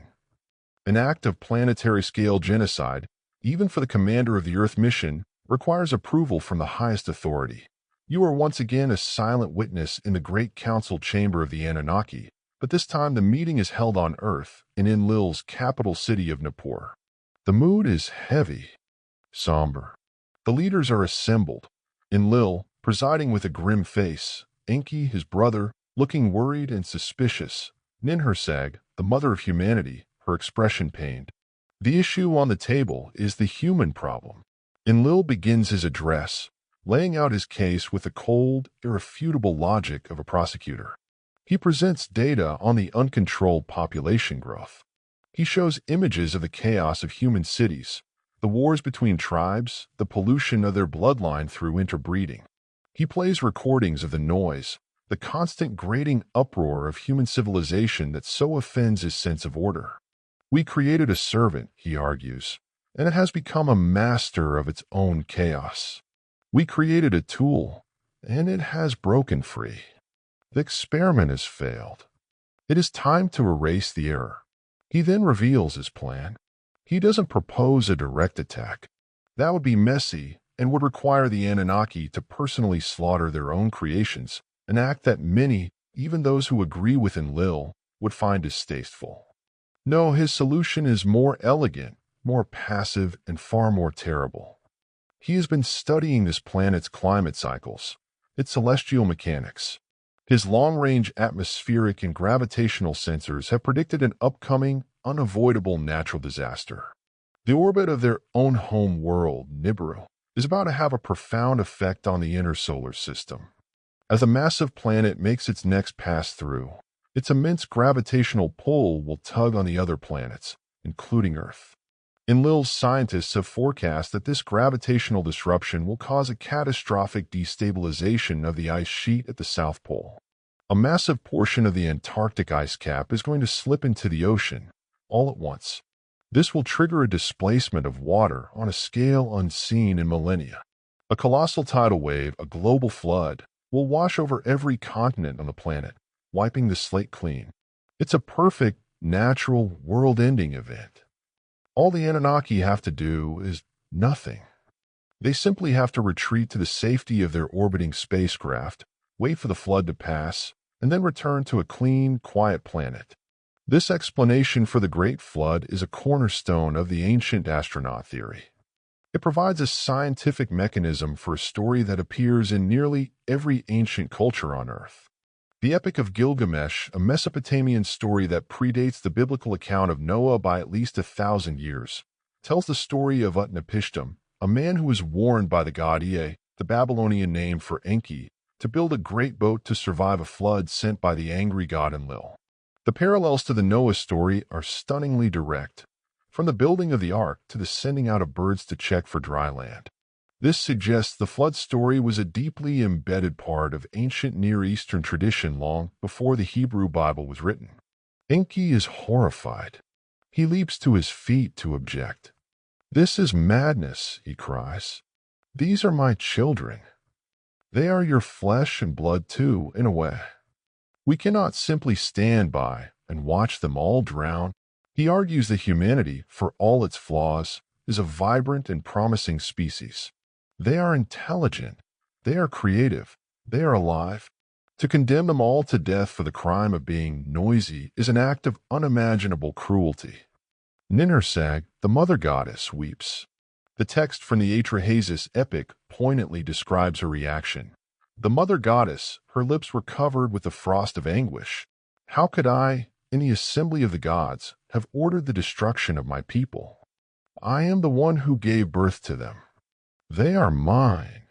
She is caught between her loyalty to the council and her maternal horror at the proposed annihilation of her own creations. But Enlil is unmoved. He is a master of procedure. He calls for a vote, and to his side he has swayed the majority of the council. They are tired of the problems on Earth. They are weary of the constant management the human population requires. They miss the simplicity of the original mission.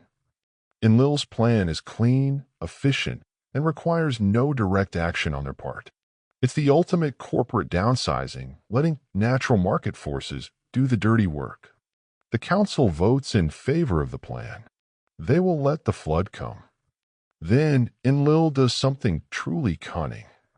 He makes every member of the council, including Enki and Ninhursag, swear a solemn oath of secrecy. They must swear on the life of Anu himself that they will not warn humanity. They will not interfere.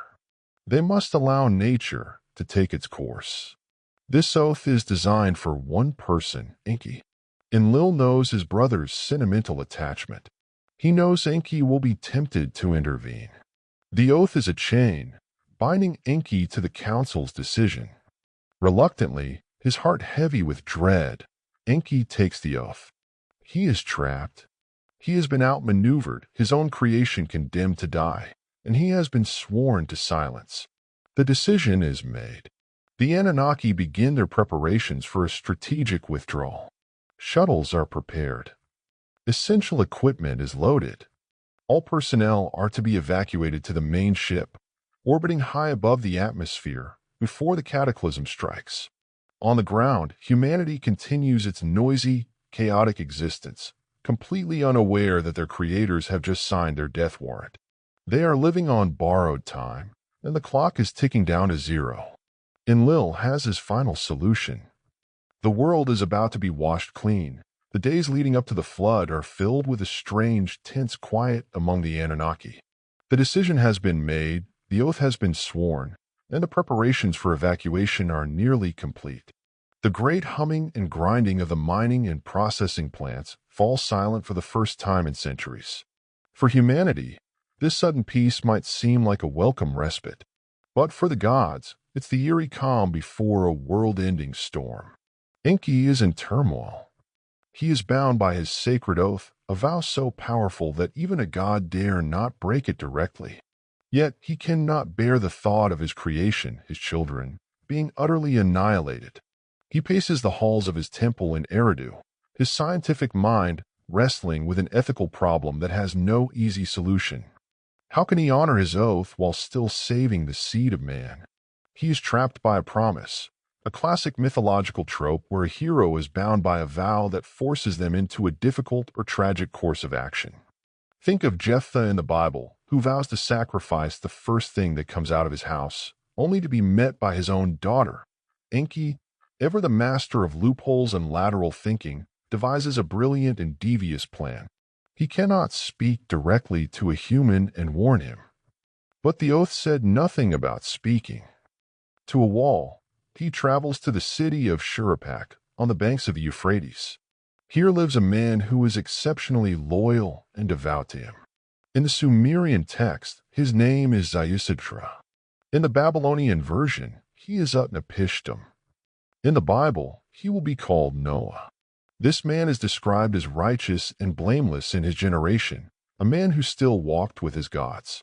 He is one of Enki's favorites, perhaps even a direct descendant through one of the unauthorized unions.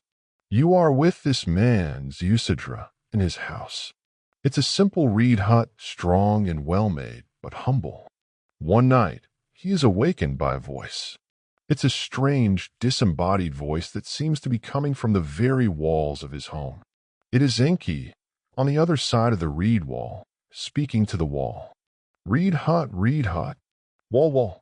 The voice begins, a poetic and clever way to get around the oath. Listen to my words. A flood will sweep over the land. It will destroy the seed of mankind. Demolish your house and build a boat. Forsake your possessions and save your life. Ziusidra is understandably terrified and confused. He is hearing his god's voice give him a cryptic and terrifying command. Enki, still speaking to the wall, gives him precise instructions. He tells him the exact dimensions for the boat, a massive 6-deck vessel, sealed with bitumen and pitch to make it watertight. He instructs him to gather his family and to take onto the boat the seed of all living things. This isn't just about saving his own family. It's about preserving the entire terrestrial biosphere. He is to bring aboard breeding pairs of all the animals, and also the craftsmen, a detail often overlooked, suggesting he was meant to save not just life, but knowledge and civilization itself. A quirky and somewhat amusing detail in the Epic of Gilgamesh is how Utnapishtim is supposed to explain this bizarre construction project to the other townspeople. The god Enki tells him to say, I have learned that Enlil is hostile to me, so I cannot live in your city. I will go down to the Apsu, the watery deep, to live with my lord Ea. It's a divinely sanctioned excuse, basically telling him to fib to his neighbors about a career change to avoid a panic. Ziusidra, his faith stronger than his fear, obeys without question. He begins the monumental task of building the Ark. It's a project that would take a modern construction company months, but with divine instructions and a sense of apocalyptic urgency, he and his family work feverishly. The other townspeople mock him. They see him building a massive boat in the middle of dry land, far from any sea. They think he has gone mad. They have no idea that their laughter is the soundtrack to the end of their world. Meanwhile, the Anunnaki complete their evacuation. They board their sky ships, ascending high into the atmosphere, leaving the planet to its fate. The last shuttle lifts off just as the sky begins to darken with an unnatural gloom. Then it begins. The texts describe the cataclysm with terrifying, poetic power. The dams of the deep were thrown open, and the floodgates of the heavens were opened. It starts with a tremendous, earth-shattering tremor as the Antarctic ice shelf collapses into the sea, a sound so loud it deafens the world. From the south, a black wall of water, miles high, moves at unimaginable speed, erasing the coastline and surging inland. At the same time, a torrential rain begins to fall, a deluge unlike any in history. It's a 1-2 punch of planetary destruction. A historically verifiable event that may have inspired these myths is the Black Sea deluge hypothesis. This theory proposes that around 5600 BCE, the rising waters of the Mediterranean Sea breached a sill at the Bosporus Strait, catastrophically flooding what was then a freshwater lake, creating the Black Sea as we know it today. This would have been a terrifying, localized flood that would have displaced thousands of people and would have seemed like the end of the world to those who experienced it, embedding itself in cultural memory for generations. The world is consumed by water. Cities, mountains, everything is submerged. The noise of humanity is silenced, replaced by the roar of the flood.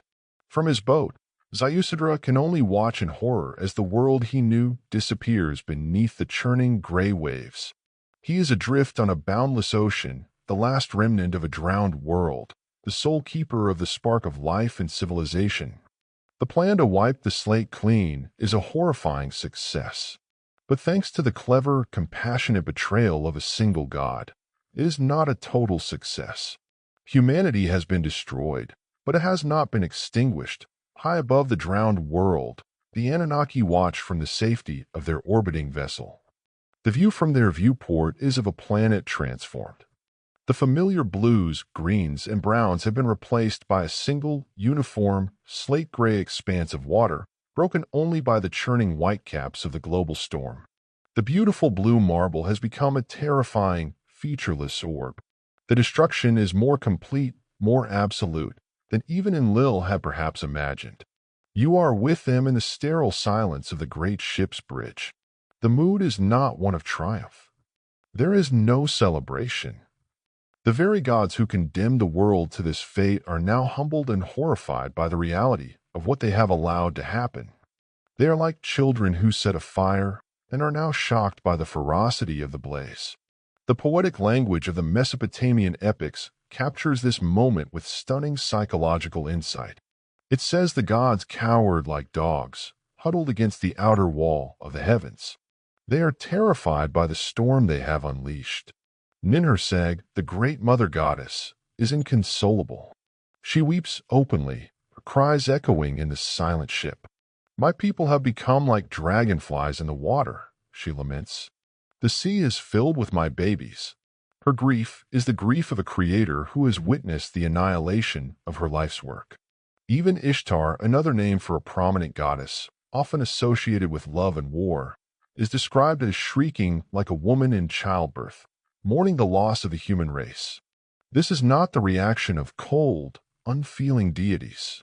It's the profound shock and regret of beings who are now faced with the awesome and terrible consequences of their decision.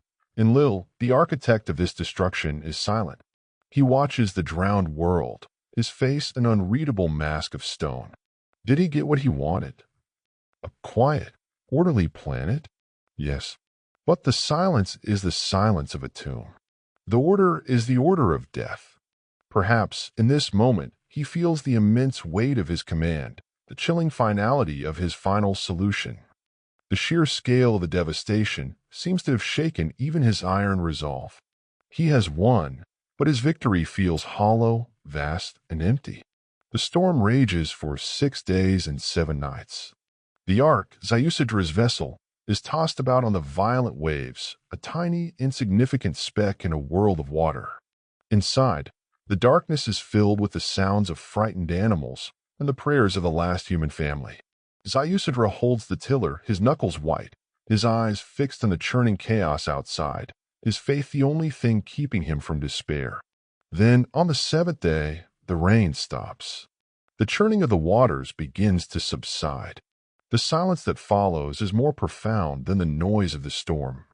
It is the silence of a dead world. For days, the ark drifts on the endless ocean. Ziusidrus sends out a dove, but it returns, having found no place to rest. He sends out a swallow, and it too returns. Finally, he sends out a raven. The raven does not come back. It has found land. Hope, for the first time in what feels like an eternity, flickers in Ziusidrus' heart. The waters are receding. The ark eventually comes to rest on the peak of a mountain that has emerged from the flood. The texts name it Mount Nisr. Today, historians still argue about the real-world location of the biblical Mount Ararat, with several peaks in modern-day Turkey and Armenia being proposed candidates. The search for the physical remains of Noah's Ark is a quest that has captivated adventurers and believers for centuries, a testament to the story's enduring power. Ziusidra opens the hatch of the ark. He steps out into a world scoured clean. The sky is clear, the sun is bright, but the landscape is one of utter desolation. Everything is covered in a thick layer of mud and silt. There are no trees, no grass, only the silent, gray earth. He and his family are the only people alive on the entire planet. He builds an altar from the stones on the mountainside and makes a sacrifice, a burnt offering to the gods, a sign that humanity, however small, has survived. The sweet savor of the sacrifice drifts up into the heavens. On their ship, the Anunnaki smell it. They are stunned and hungry. A slightly comical fringe idea is that the gods hadn't packed enough snacks for the apocalypse and were genuinely thrilled at the prospect of a hot meal. But the true meaning is deeper. The smell of the offering is proof. Life remains.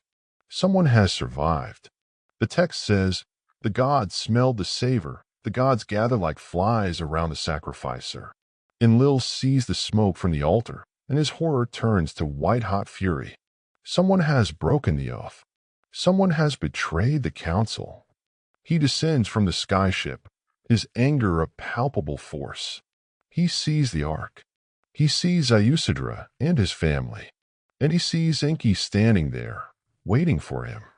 How did any living thing escape? Enlil demands, his voice thundering across the barren mountain. No man was to survive the destruction. The final confrontation is about to begin. The air on the peak of Mount Nisr crackles with divine tension. Enlil, radiating pure fury, stands before the disembarked ark, his eyes locked on his brother Enki. The last human family huddles in fear, caught in the middle of a celestial showdown. The rest of the Anunnaki council descends, their faces a mixture of awe, relief, and apprehension as they gather around the scene. The fate of the remnant of humanity hangs in a balance. Enlil's voice is a low growl. You did this. You broke the sacred oath. Enki does not flinch. He steps forward, placing himself between his enraged brother and the family he saved. I did not break the oath, he says, his voice calm and steady. I never spoke to the man. I spoke to his reed hut. I let the wall hear my words. The man, in his wisdom, understood. It's a masterful piece of divine legalism, a defense so clever and so infuriatingly technical that it momentarily stuns Enlil into silence. He didn't break the letter of the law, only its spirit. It's the kind of argument that makes you want to both applaud and scream. But Enki isn't finished. He presses his advantage, his voice rising with a passion he has kept suppressed for centuries. Was it wise, my brother, to bring the flood? Was it wise to destroy everything we have worked for? Look at them. He gestures to Ziusidra and his family. They are not the noisy rabble you despise. They are faithful. They are resilient. They have survived the end of the world. Is this not a sign? The seed of man is worth preserving. The other gods murmur in agreement. They have seen the devastation. They have felt the pangs of regret. The sight of this lone family, this impossible spark of life in a dead world, has changed their perspective. They are no longer so sure of Enlil's harsh judgment. He is losing the support of the council. In a powerful moment from the Gilgamesh epic, Enki confronts Enlil directly, saying, "On the sinner lay his sin, On the transgressor lay his transgression. But be lenient, that he not be cut off. Be patient, that he not be cast down. This is a profound shift in divine justice. Enki is arguing for individual responsibility, not collective punishment.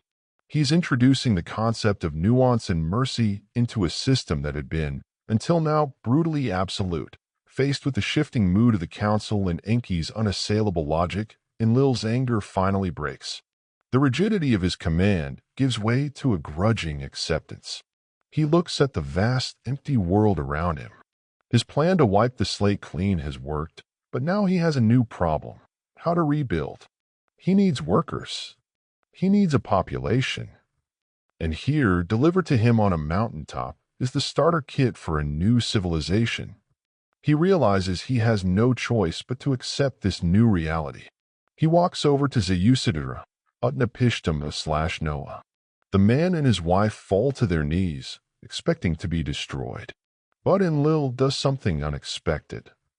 He takes them by the hand and helps them to their feet. He blesses them. Hitherto, Utnapishtim has been but human, he declares. Henceforth, he and his wife shall be like us gods. He grants them immense longevity, effectively making them semi-divine, and sends them to live in a distant land called Dilmun, a paradise island. This act is a formal peace treaty, a closing of the book on the old world and the opening of a new one. With the immediate crisis resolved, the Anunnaki Council convenes to decide what to do next. The old model of direct management and slave labor has failed spectacularly. They need a new way to rule, a more indirect system of control. They decide they will no longer rule humanity directly. They will retreat to their celestial realms, becoming more distant, more mysterious figures. But they still need humanity to serve its purpose: to rebuild civilization, to reestablish the agricultural and mining operations, and to worship them, providing the psychic and spiritual sustenance they seem to require. Their solution is brilliant, a political innovation that will shape human society for the next 10,000 years. They will grant humanity sovereignty, but a limited, controlled form of it. They will create an intermediary class of rulers. They will establish the institution of kingship. This is a critical point in the Sitchin narrative and finds its echo in the Sumerian king list. The list, a real archaeological artifact, states, after the flood had swept over and the kingship had descended from heaven, the kingship was in Kish. The idea is that civilization was not a human invention, but was a gift, a descent from the gods. The first kings were not simply powerful warlords. They were chosen, appointed by the gods to act as their shepherds, their representatives on earth. The king's job was to interpret the will of the gods as communicated by the priests, to maintain order, to ensure the temples were maintained, and to make sure the work got done. It was a new, hierarchical management structure.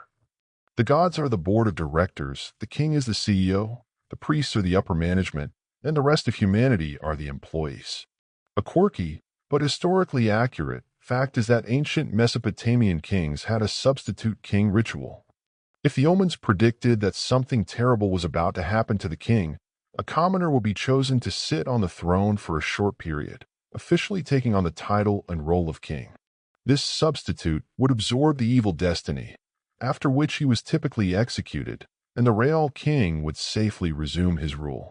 This shows how seriously they took the idea of the king as a buffer or a link between the mortal and divine worlds. The Anunnaki have found their new model for civilization. They will be the hidden puppet masters, pulling the strings from behind the curtain. The kings will be their instruments on earth, and the great mass of humanity will serve the kings, and by extension, the gods themselves. The era of direct, hands-on godly intervention is over. The era of religion, priesthood, and divine right of kings is about to begin. The survivors of the flood are tasked not just with repopulating the world, but with building it in a new image, an image designed and handed down from the heavens. The world after the flood is a blank canvas of mud and silt. The survivors, the children of Zeusidra, begin the slow, arduous process of repopulating the earth. Generations pass. The small band of survivors grows into a tribe, then a nation. They spread out from the highlands where the ark came to rest, down into the fertile river valleys, returning to the lands where their ancestors had first toiled. They are returning to Mesopotamia, the land between the rivers, the future cradle of civilization. You walk among these new people. They are different from their pre-flood ancestors. They carry a collective memory of the cataclysm, a deep-seated awe and fear of the gods who can both create and destroy on a whim. This memory is the foundation of their new culture. Their world is now firmly divided into two realms: the earth below, where mortals live and die, and the heavens above, the abode of the powerful, unpredictable Anunnaki. The gods, for their part, are keeping their distance. They have adopted their new management strategy. They no longer walk among humans as overseers. They are remote, mysterious, communicating only through their chosen intermediaries. But they are still here, and they have plans. The gold mining operation needs to be restarted. The planet needs to be rebuilt according to their specifications. And for that, they need cities. Grand cities with towering temples that can serve as both centers of worship and landing pads for their celestial vehicles. So begins the first great, divinely orchestrated construction boom in human history. The Anunnaki, through their newly appointed kings and priests, provide the architectural blueprints and the advanced astronomical and engineering knowledge. The human kings, in turn, mobilize the population. It's a top-down directive of cosmic proportions. Your perspective shifts to the plains of Shinar, the southern part of Mesopotamia. A new king, a descendant of the line chosen by the gods, stands before his people. He announces the will of the gods. A great city must be built, with a temple whose top may reach unto heaven. This story, of course, is famously told as the Tower of Babel in the Bible, a tale of human hubris punished by the confusion of languages. But in the Sumerian context, building a tall temple, a ziggurat, was not an act of defiance. It was an act of supreme piety. It was building a proper home and a landing beacon for your city's patron god. You watch as construction begins. This isn't just a few mud huts. This is urban planning on an unprecedented scale. The city is laid out with geometric precision. Canals for irrigation and transportation are dug. Massive defensive walls are erected. And at the center of it all, the ziggurat begins to rise. The ziggurat is a masterpiece of ancient engineering. It's a stepped pyramid made of millions of baked mud bricks. Each layer is slightly smaller than the one below, creating a series of terraces leading up to a shrine at the very top. This design isn't just aesthetic. A mainstream historical fact is that the construction of these ziggurats required immense mathematical, organizational, and logistical skill. The precise angles, the logistics of brick production, the sheer manpower involved, it all points to a highly organized, state-level society. For instance, the Great Ziggurat of Ur, built around the 21st century BCE, was a solid mass of brick 210 by 150 feet at its base, and its first stage alone was 50 feet high. In the Anunnaki narrative, this knowledge wasn't developed by humans, it was provided. The Anunnaki gave the first kings the secrets of brickmaking, of mathematics, of engineering. The ziggurat wasn't just a temple, it was a multi-purpose facility.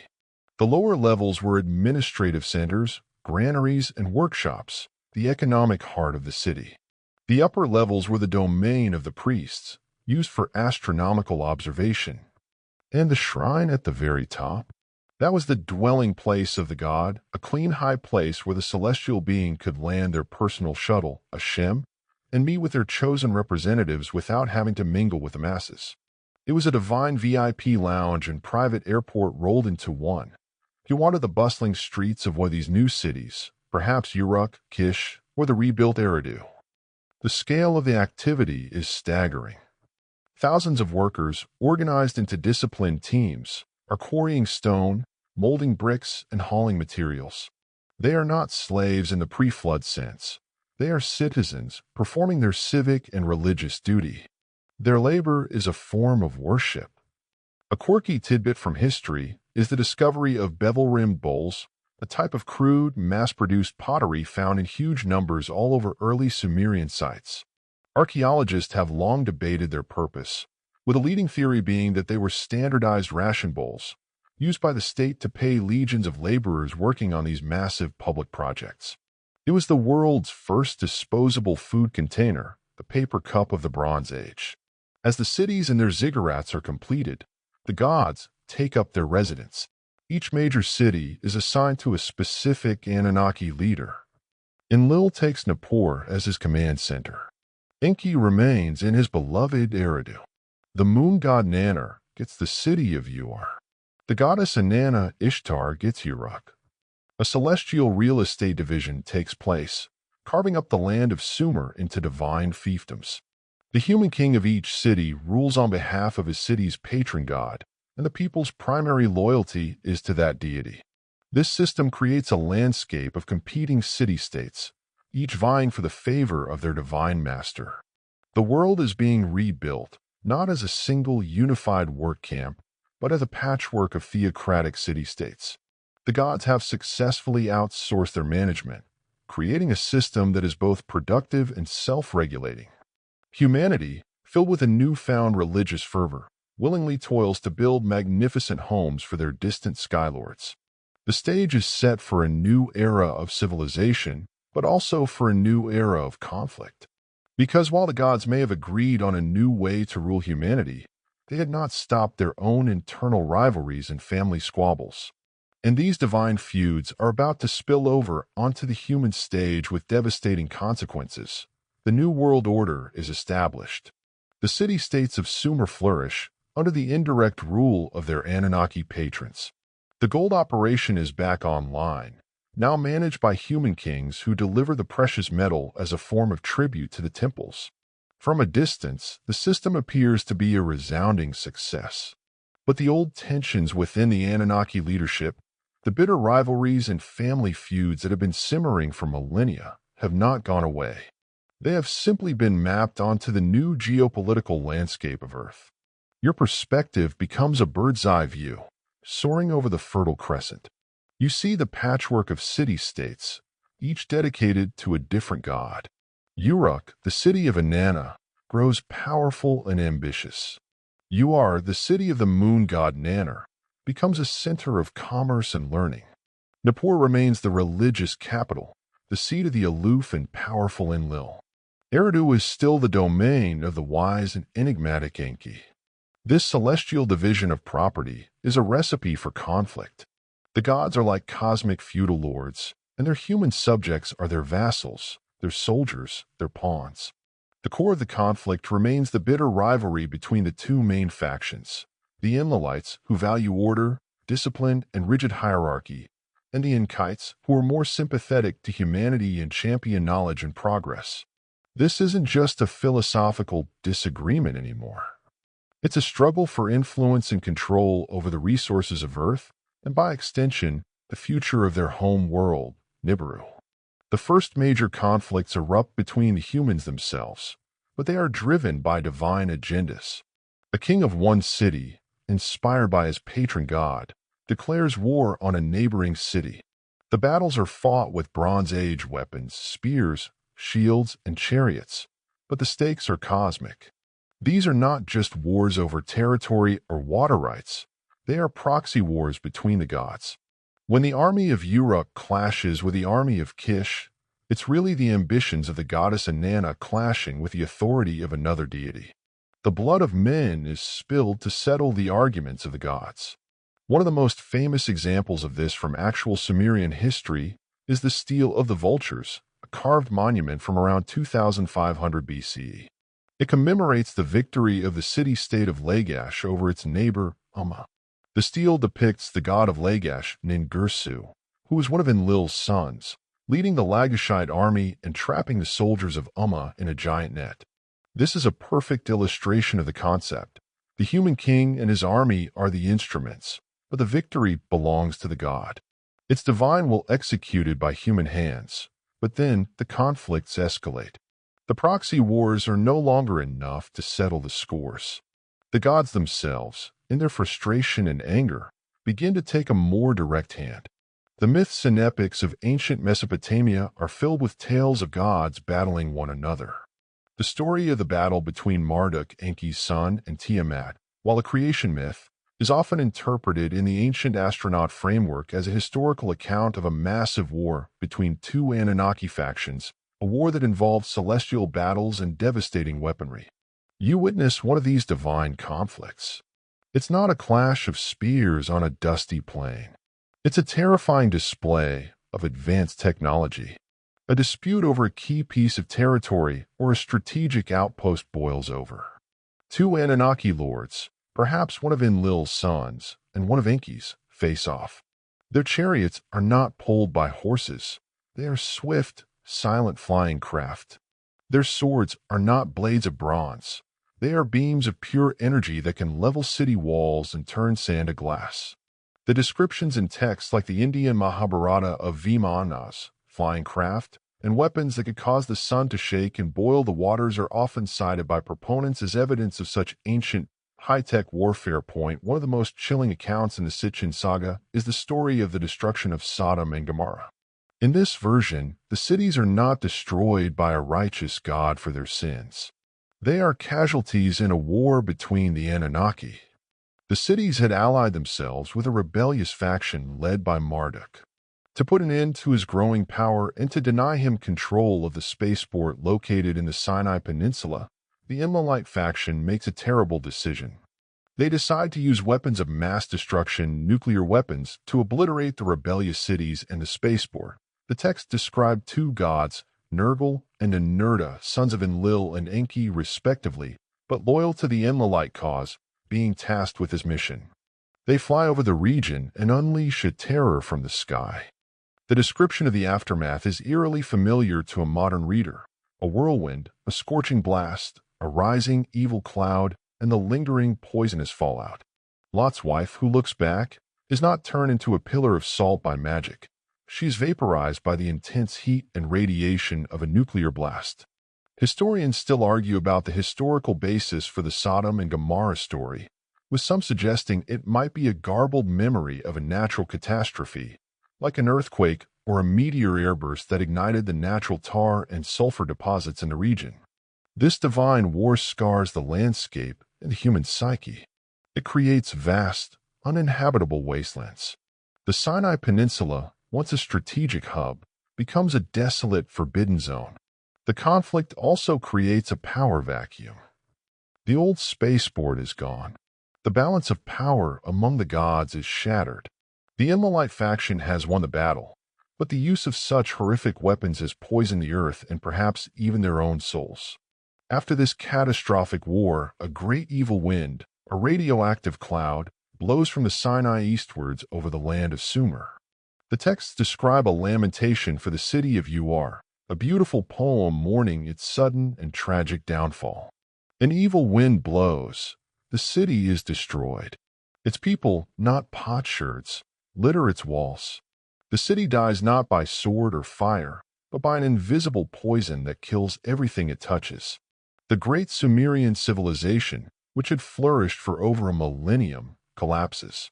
The gods, in their terrible fury, have destroyed the very civilization they had worked so hard to build. The age of Sumer is over, brought to an end not by human failing, but by the terrible wars of the gods. The aftermath of the divine wars is a world shrouded in dust and fear. The evil wind, the radioactive fallout, has swept across Sumer, leaving a trail of death and desolation. The great cities of Ur and Eridu are abandoned, their magnificent ziggurats standing as silent tombs. The Fertile Crescent is poisoned. The first great experiment in human civilization has come to a screeching, catastrophic halt. The Anunnaki, in their lust for power and victory, have fouled their own nest. Your perspective is that of a survivor, wandering through the ghostly ruins of a once great city. The silence is profound. The only sound is the wind whistling through the empty streets, kicking up dust that glitters with a strange, malevolent sheen. The grand canals are choked with silt. The once bustling markets are empty. The great ziggurat, the stairway to heaven, now leads to nothing. The gods have gone. It's a scene of post-apocalyptic despair, a testament to the destructive power of the beings who were once worshipped here. This period, around 2000 BCE, corresponds with a real historical event known as the collapse of the Sumerian civilization or the end of the Ur-3 dynasty. Historians attribute this collapse to a combination of factors: prolonged drought, soil salinization from over-irrigation, and invasions from nomadic peoples like the Amorites. It was a complex systems failure, not a single event. But the ancient astronaut theory offers a more dramatic, singular cause. The Anunnaki nuked themselves back to the Stone Age, and Sumer was the collateral damage. In the power vacuum that follows, a new center of power begins to emerge. To the north, in a previously obscure city on the banks of the Euphrates, a new dynasty is rising. The city is Babylon, and its ambitious new king is Hammurabi.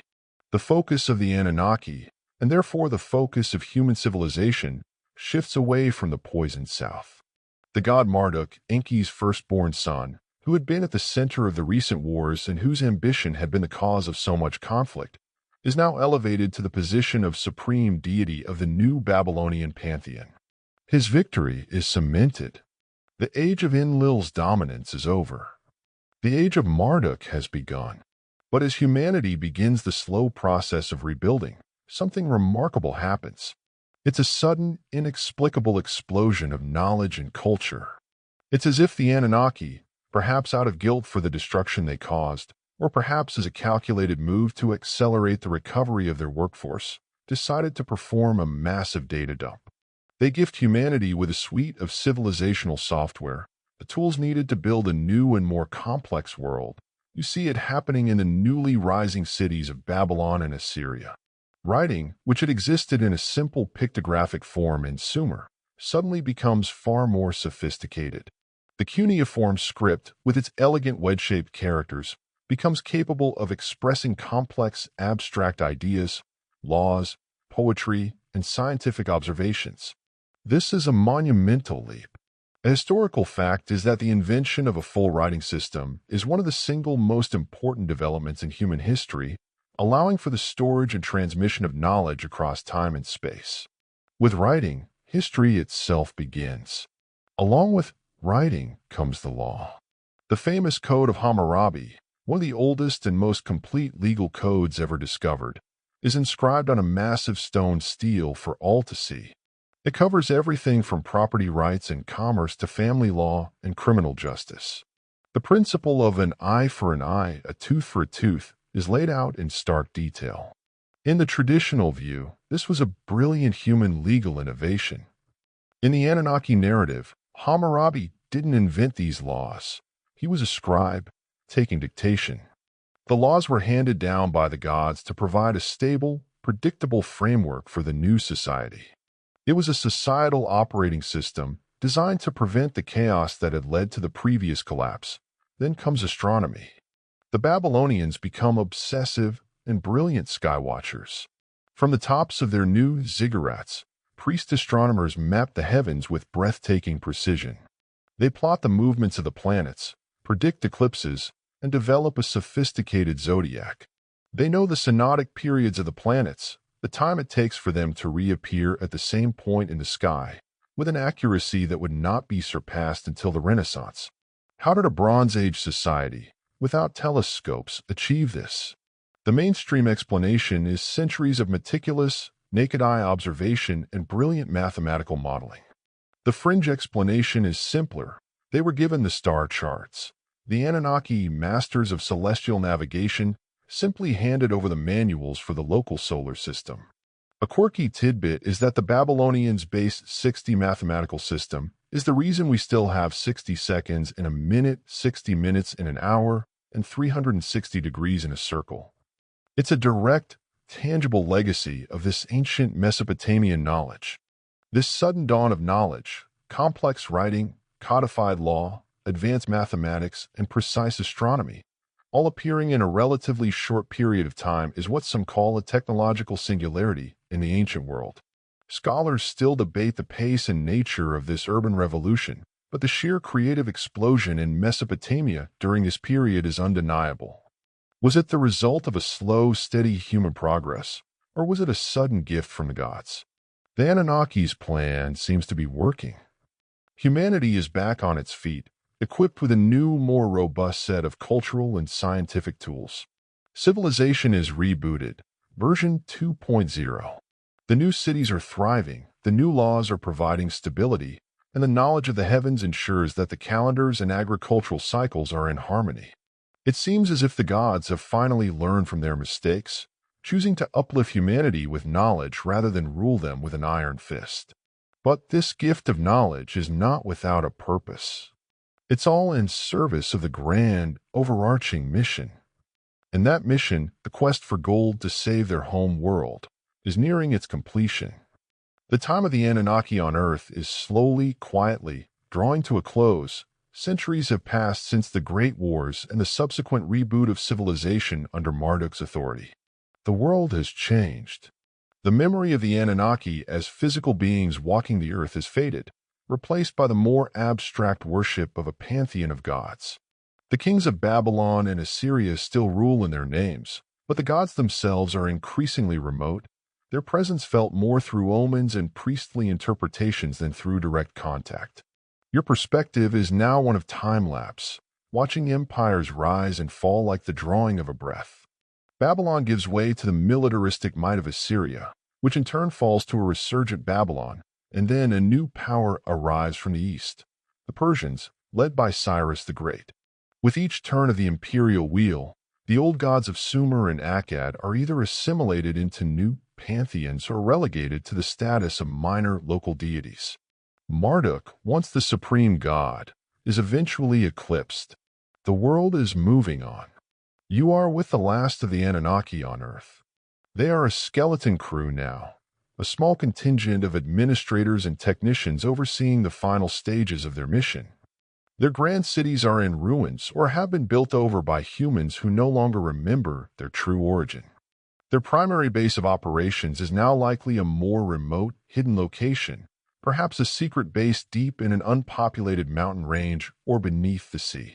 The hustle and bustle of the Great Gold Rush is over. The work is done. The texts fall silent on this period. The detailed historical and mythological accounts that describe their arrival, their labors, and their wars give way to a great quiet. This silence, for believers, is as significant as the stories themselves. It signals a withdrawal. The Anunnaki are packing up to go home. Why are they leaving? The primary reason in the Sitchin narrative is simple: mission accomplished. Over the course of hundreds of thousands of years, they have mined, processed, and shipped enough gold back to Nibiru to stabilize their atmosphere. The golden shield is in place. Their home world is saved. There's no longer any reason for them to maintain a massive, expensive, and often chaotic colonial operation on Earth. It's time to decommission the project and return to their own world. The long, arduous tour of duty is finally over. You can imagine the scene in their hidden command center. The final shipment of gold is loaded onto a transport shuttle. The last production reports are filed. An Anunnaki commander, perhaps a descendant of one of the original pioneers, gives the order to begin the final withdrawal sequence. It's not a dramatic, fiery departure. It's a slow, methodical, and quiet exit. They dismantle their remaining technology, erase the evidence of their presence, and one by one, their ships lift off from the planet for the last time, their lights disappearing into the starry night. There are other, more complex reasons for their departure. The internal politics of Nibiru may have changed. The rise of Marduk on Earth may have been part of a larger power struggle back home, and his faction may have been recalled to the homeworld. Perhaps they had simply grown weary of Earth and its chaotic, emotional, short-lived inhabitants. A common theme in mythology is the gods' eventual withdrawal from human affairs. In Greek mythology, the Age of Heroes, when gods and mortals interacted freely, gives way to the Age of Iron, our current era, where the gods are distant and silent. This reflects a deep-seated human feeling of being left behind. A mainstream historical fact that aligns with this timeline is the Axial Age, a term coined by the philosopher Karl Jaspers. He noted that in the period between roughly 800 and 200 BCE, a number of major philosophical and religious shifts occurred across the world, seemingly independently. In Greece, the first philosophers like Socrates and Plato emerged. In Persia, Zoroastrianism redefined religion as a struggle between good and evil. In India, the Buddha taught a path to enlightenment. In China, Confucianism and Taoism provided new ethical and spiritual frameworks. It was a global shift away from the old polytheistic, temple-based religions towards more personal, ethical, and monotheistic or non-theistic belief systems. In the Anunnaki narrative, this isn't a coincidence. The departure of the gods created a spiritual vacuum, and humanity, for the first time truly on its own, was forced to develop its own answers to the great questions of existence. We had to grow up. A quirky fringe theory suggests that not all of the Anunnaki left. A small number, perhaps a faction loyal to Enki who had grown too attached to their creation, chose to stay behind. They integrated themselves into human society, living secretly among us, guiding our development from the shadows. This is the basis for many secret society myths, the idea of a hidden cabal of illuminated masters who have been steering the course of human history for millennia. It's a tantalizing thought that the gods never really left. They just went undercover, but the majority are gone. They have folded up their maps, packed their tools, and returned to their wandering home world, Nibiru. They are now on the long, outward-bound leg of their vast orbit, receding back into the cold, interstellar darkness.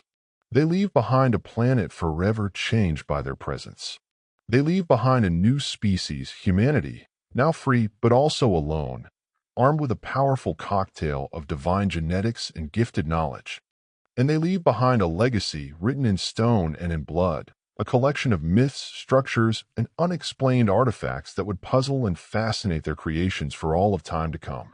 The gods have departed, but their shadow still looms large over the world they created and then abandoned. The Anunnaki are gone, but the world they left behind is haunted by their memory. Their legacy is not just a collection of stories. It's woven into the very fabric of our planet, into our DNA, and into the foundations of our oldest structures. You are now an archaeologist of the strange, a detective sifting through the layers of time, looking for the fingerprints of the gods. Your first stop is the most obvious, the colossal, inexplicable stone structures that the globe. You stand at the base of the Great Pyramid of Giza. Mainstream Egyptology, a solid historical fact, holds that this magnificent tomb was built for the pharaoh Khufu around 2560 BCE, using a massive workforce of skilled Egyptian laborers. They quarried, transported, and lifted millions of stone blocks, some weighing up to 80 tons, using nothing more than copper tools, ropes, sledges, and sheer human ingenuity. It's a staggering testament to the organizational power and architectural genius of the Old Kingdom. But as you look up at the near-perfect alignment and the impossibly tight seams between the massive stones, a whisper of doubt enters your mind. Could they really have achieved this precision with such primitive tools? Ancient astronaut theorists argue no. They see the pyramids not as tombs, but as machines. Perhaps they were immense power plants, harnessing the Earth's natural energy. Or maybe they were navigational beacons, part of a global grid of landmarks for Anunnaki spacecraft. Or, in a more direct connection to the Sitchin narrative, perhaps the Great Pyramid was the primary anchor point for the landing corridor, a sophisticated guidance system for the Sinai spaceport, with other key sites like Mount Ararat and the city of Heliopolis forming a perfect, functional flight path. You journey from Egypt to the high plains of the Andes in South America. Here at Pumapunku in Bolivia, you find a ruin that is, in some ways, even more baffling than the pyramids. The site is a jumble of massive stone blocks, some weighing over 100 tons. But it's the precision that is so mind-boggling.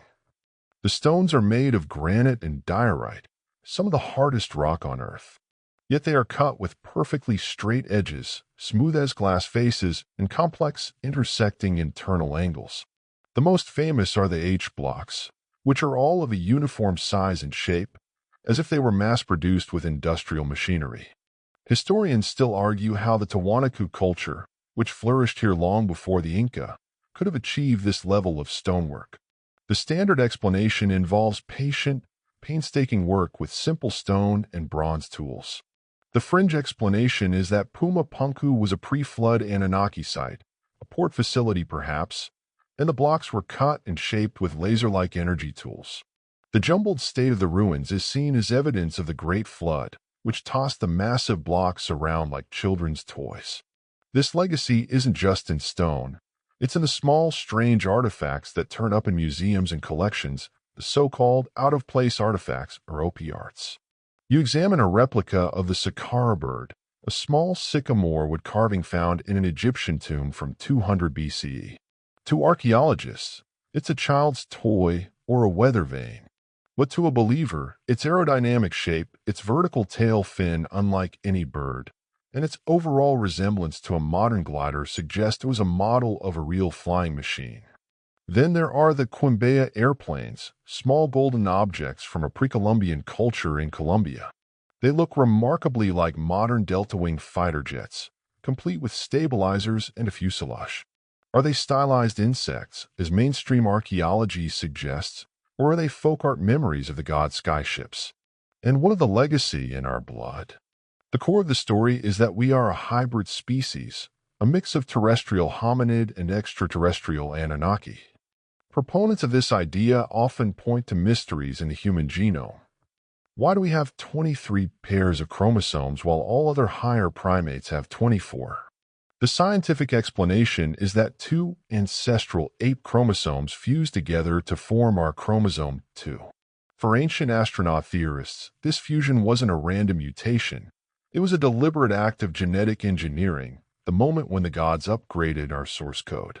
A quirky and scientifically unsupported fringe belief is that the Rh-negative blood type is a marker of pure Anunnaki heritage, as it is a trait that seems to have appeared relatively recently and has unusual properties, like the potential for dangerous immune reactions between an Rh-negative mother and an Rh-positive fetus. The most profound legacy, however, is in our myths and religions. The stories are everywhere, in every culture. A god who creates man from clay. A great flood that wipes the world clean. A righteous man who builds a boat and saves a remnant of life. Gods who give humanity the gifts of agriculture, law, and writing. Heroes who are half human, half divine. The Anunnaki narrative doesn't claim these stories are false. It claims they are true. It suggests that all our religions are, in essence, a garbled cargo cult. We are the descendants of the ground crew, still worshiping the memory of the pilots who landed long ago, turned our island into an airfield, and then flew away, promising to one day return. Our temples are built in the image of their control towers. Our rituals are echoes of their procedures. And our gods are idealized, half-remembered portraits of powerful beings we never truly understood. The Anunnaki are gone, but their story, our origin story, is the bedrock upon which all subsequent human culture has been built. The final echoes of the Anunnaki's departure have faded into the deep past. Their legacy is cemented in stone, artifacts, and the very structure of our myths. But the story isn't quite over. There is one last, tantalizing thread woven into the narrative, a promise that has resonated through the ages, fueling hope, fear, and endless speculation. The promise of their return. Your journey through this epic history brings you to the present day. You are back in your own time, looking up at the night sky. The stars are the same ones that glittered over the plains of Shinar and the peaks of the Andes. But your perception of them has been altered. You can't help but wonder what might be moving in that vast silent darkness, just beyond the reach of our most powerful telescopes. Is Nibiru still out there? Is it on its long, slow, elliptical path, destined to one day swing back into our cosmic neighborhood? The entire Anunnaki saga is framed by the celestial mechanics of their home world. Their arrival was dictated by Nibiru's orbit bringing them close to Earth. Their entire mission was timed to the rhythm of the Shar, the 3,600-year cycle of their planet. It stands to reason that their story would not end with a final departure, but with the beginning of another long wait. The cycle must continue. The planet of the crossing must, by definition, cross again. This idea of a cyclical return of the gods or a world-ending event is a powerful archetype in human culture. The Aztecs believed the world had been created and destroyed 4 times before, and that our current fifth sun was destined for a violent end. The Norse had their prophecy of Ragnarok, the twilight of the gods, a final battle followed by the destruction and rebirth of the world. Even Christianity has its prophecy of a second coming, a time of judgment and the establishment of a new heaven and a new earth. Is this recurring theme a psychological need for closure and renewal, or is it a deep, ingrained memory of a real, predictable, and recurring celestial event? Proponents of the Anunnaki theory have spent decades trying to connect the dots, to calculate the timing of Nibiru's next pass. They scrutinize astronomical data for anomalies, for the gravitational wobble of a massive, unseen object in the outer solar system. The mainstream scientific search for a hypothetical Planet 9, a Neptune-sized world thought to be perturbing the orbits of distant trans-Neptunian objects, has added fuel to this fire. While the Planet 9 that astronomers like Mike Brown and Konstantin Batygin are searching for has a proposed orbit of 10,000 to 20,000 years, far longer than the Anunnaki's 3,600-year Shar, the very existence of a serious scientific hunt for a hidden planet at the edge of our solar system gives the idea of a veneer of plausibility. What would happen if they did return? Would they be pleased with what their creation has become? Imagine the Anunnaki returning to a planet that has changed more in the last 200 years than in the previous 200,000. We have split the atom, the very power they used to wage their ancient wars. We have mapped our own genome, the code they themselves wrote. We have taken our first tentative steps off our home world, sending probes into the void and astronauts to our moon. Would they see us as unruly children who have broken into the liquor cabinet and are playing with fire? Or would they see a species that has finally, after millennia of struggle, begun to live up to the divine potential they gifted us? A quirky fringe belief posits that they are already here, or at least their influence is. Believers see the hand of the Anunnaki or other extraterrestrial groups in modern events. UFO sightings, crop circles, and stories of alien abduction are all interpreted as signs that we are not alone, that the gods are still monitoring our progress, perhaps preparing us for an open return. It's a modern mythology, layered on top of the ancient one. The question of whether they are still watching us is the ultimate open ending. It transforms the Anunnaki story from a history lesson into a living, breathing prophecy. It leaves you, the listener, in a state of profound and unsettling wonder. You look at the achievements of humanity, our art, our science, our compassion, and you can see the glimmer of the divine spark Enki supposedly gave us. You look at our wars, our greed, our capacity for self-destruction, and you can see the legacy of Enlil's harsh judgment, the noise that so offended him. We are a paradox, a walking, talking embodiment of the conflict between our two primary creators. So, as you lie there on the edge of sleep, the story leaves you with this final thought. Are we alone? Are we the masters of our own destiny, a fluke of evolution on a lonely rock? Or are we a project, a colony, a grand experiment left to its own devices, but still subject to the eventual return of its creators? The answer, perhaps, is written in the stars, following a path that takes 3,600 years to complete, slowly, inexorably, making its way back home. And as the long, dark river of the night carries you toward the quiet shores of slumber, the story of these ancient visitors fades, leaving behind only the soft hum of the universe and the rhythmic beat of your own heart. The tale of the Anunnaki, whether you see it as a forgotten history, a profound metaphor, or a fascinating piece of fiction, has served its purpose. It has taken you far from the concerns of your day, out into the vast, silent expanse of time and space, and has delivered you, now to the threshold of your dreams. The questions will still be there in the morning, but for now, there is only the peaceful darkness, the gentle pull of sleep, and the comforting knowledge that even in a universe of gods and monsters, of epic wars and celestial cycles, the most important journey is the one that leads to a quiet and restful night. The final echoes of the Anunnaki story now soften, their sharp, metallic edges blurring into the soft fabric of a dream. The fiery descent of their ships becomes a gentle, falling star in the vast, quiet canvas of your mind. The clamor of the mines and the roar of the flood recede, replaced by a deep and calming stillness that settles over you like a warm, heavy blanket. The towering ziggurats and the enigmatic faces of the gods dissolve into the soft, indistinct shapes of approaching sleep, their epic struggles and grand designs melting away into the simple, peaceful rhythm of your own breathing. Let the weight of these ancient mysteries drift away now, releasing their hold on your thoughts and allowing your mind to become as placid and untroubled as a deep, still lake under a canopy of silent stars. There are no more questions to be answered tonight, no more timelines to trace, only the gentle downward spiral into a profound and restorative rest. The journey is over. The story is told. And now there is only sleep. Thank you for your attention.